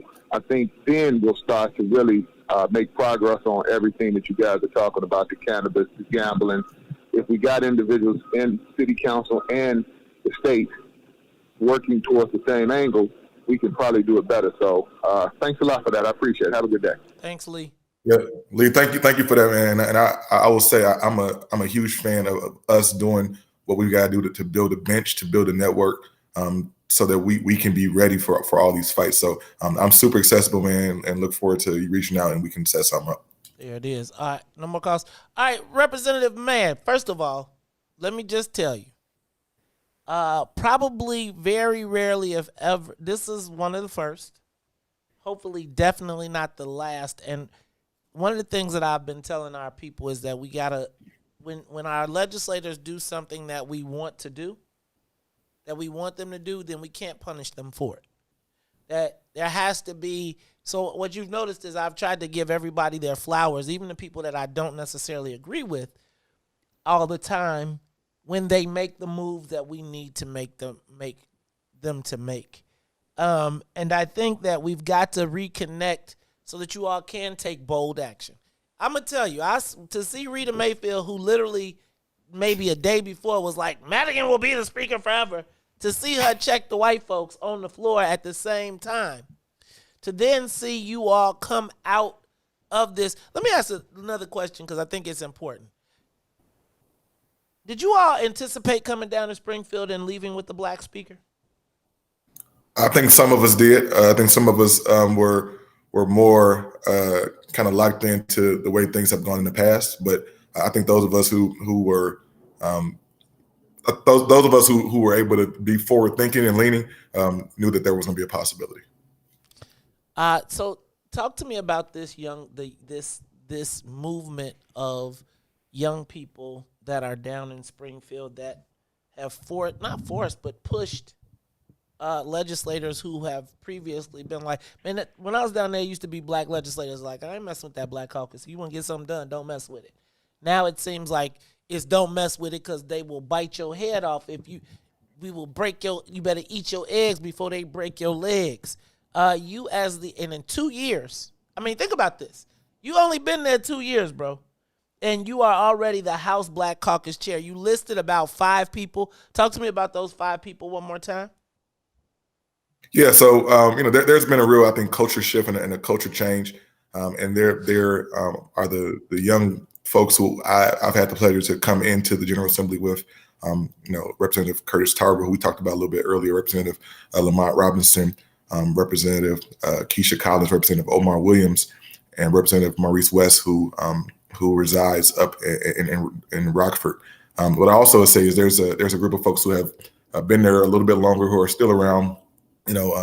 That same type of age group, folks like Representative Jahan Gordon Booth and folks like Nick Smith, who have really been the connective tissue between the freshman members and some of the members that have been seasoned and been there for a longer time. So we've been able to create a coalition and to coalesce and to really build blocks, right? And through those blocks, build political power and will. And I expect for this not to be the last time we do that. Do that. I expect for that to continue on, and through it, hopefully we get some real results for our people. All right, I'm gonna give you the opportunity. You got 30 seconds, 40 seconds. Tell us what you want to tell us in these 40 seconds, because I got to wrap this thing up. Yeah, well, I want to thank you for this platform, Maze, and for this opportunity. It's not lost on me how important it is to have these open, honest, and transparent conversations. What's very true to me is that we are all on the same team. Even if we don't agree with how to get to a end result, I want to be able to come and talk to the people and hear from the people. And if we disagree, we disagree, but we do it in a spirit of love, and so we can get the work that we need done. We've got to be able to do this on all levels and create connectivity.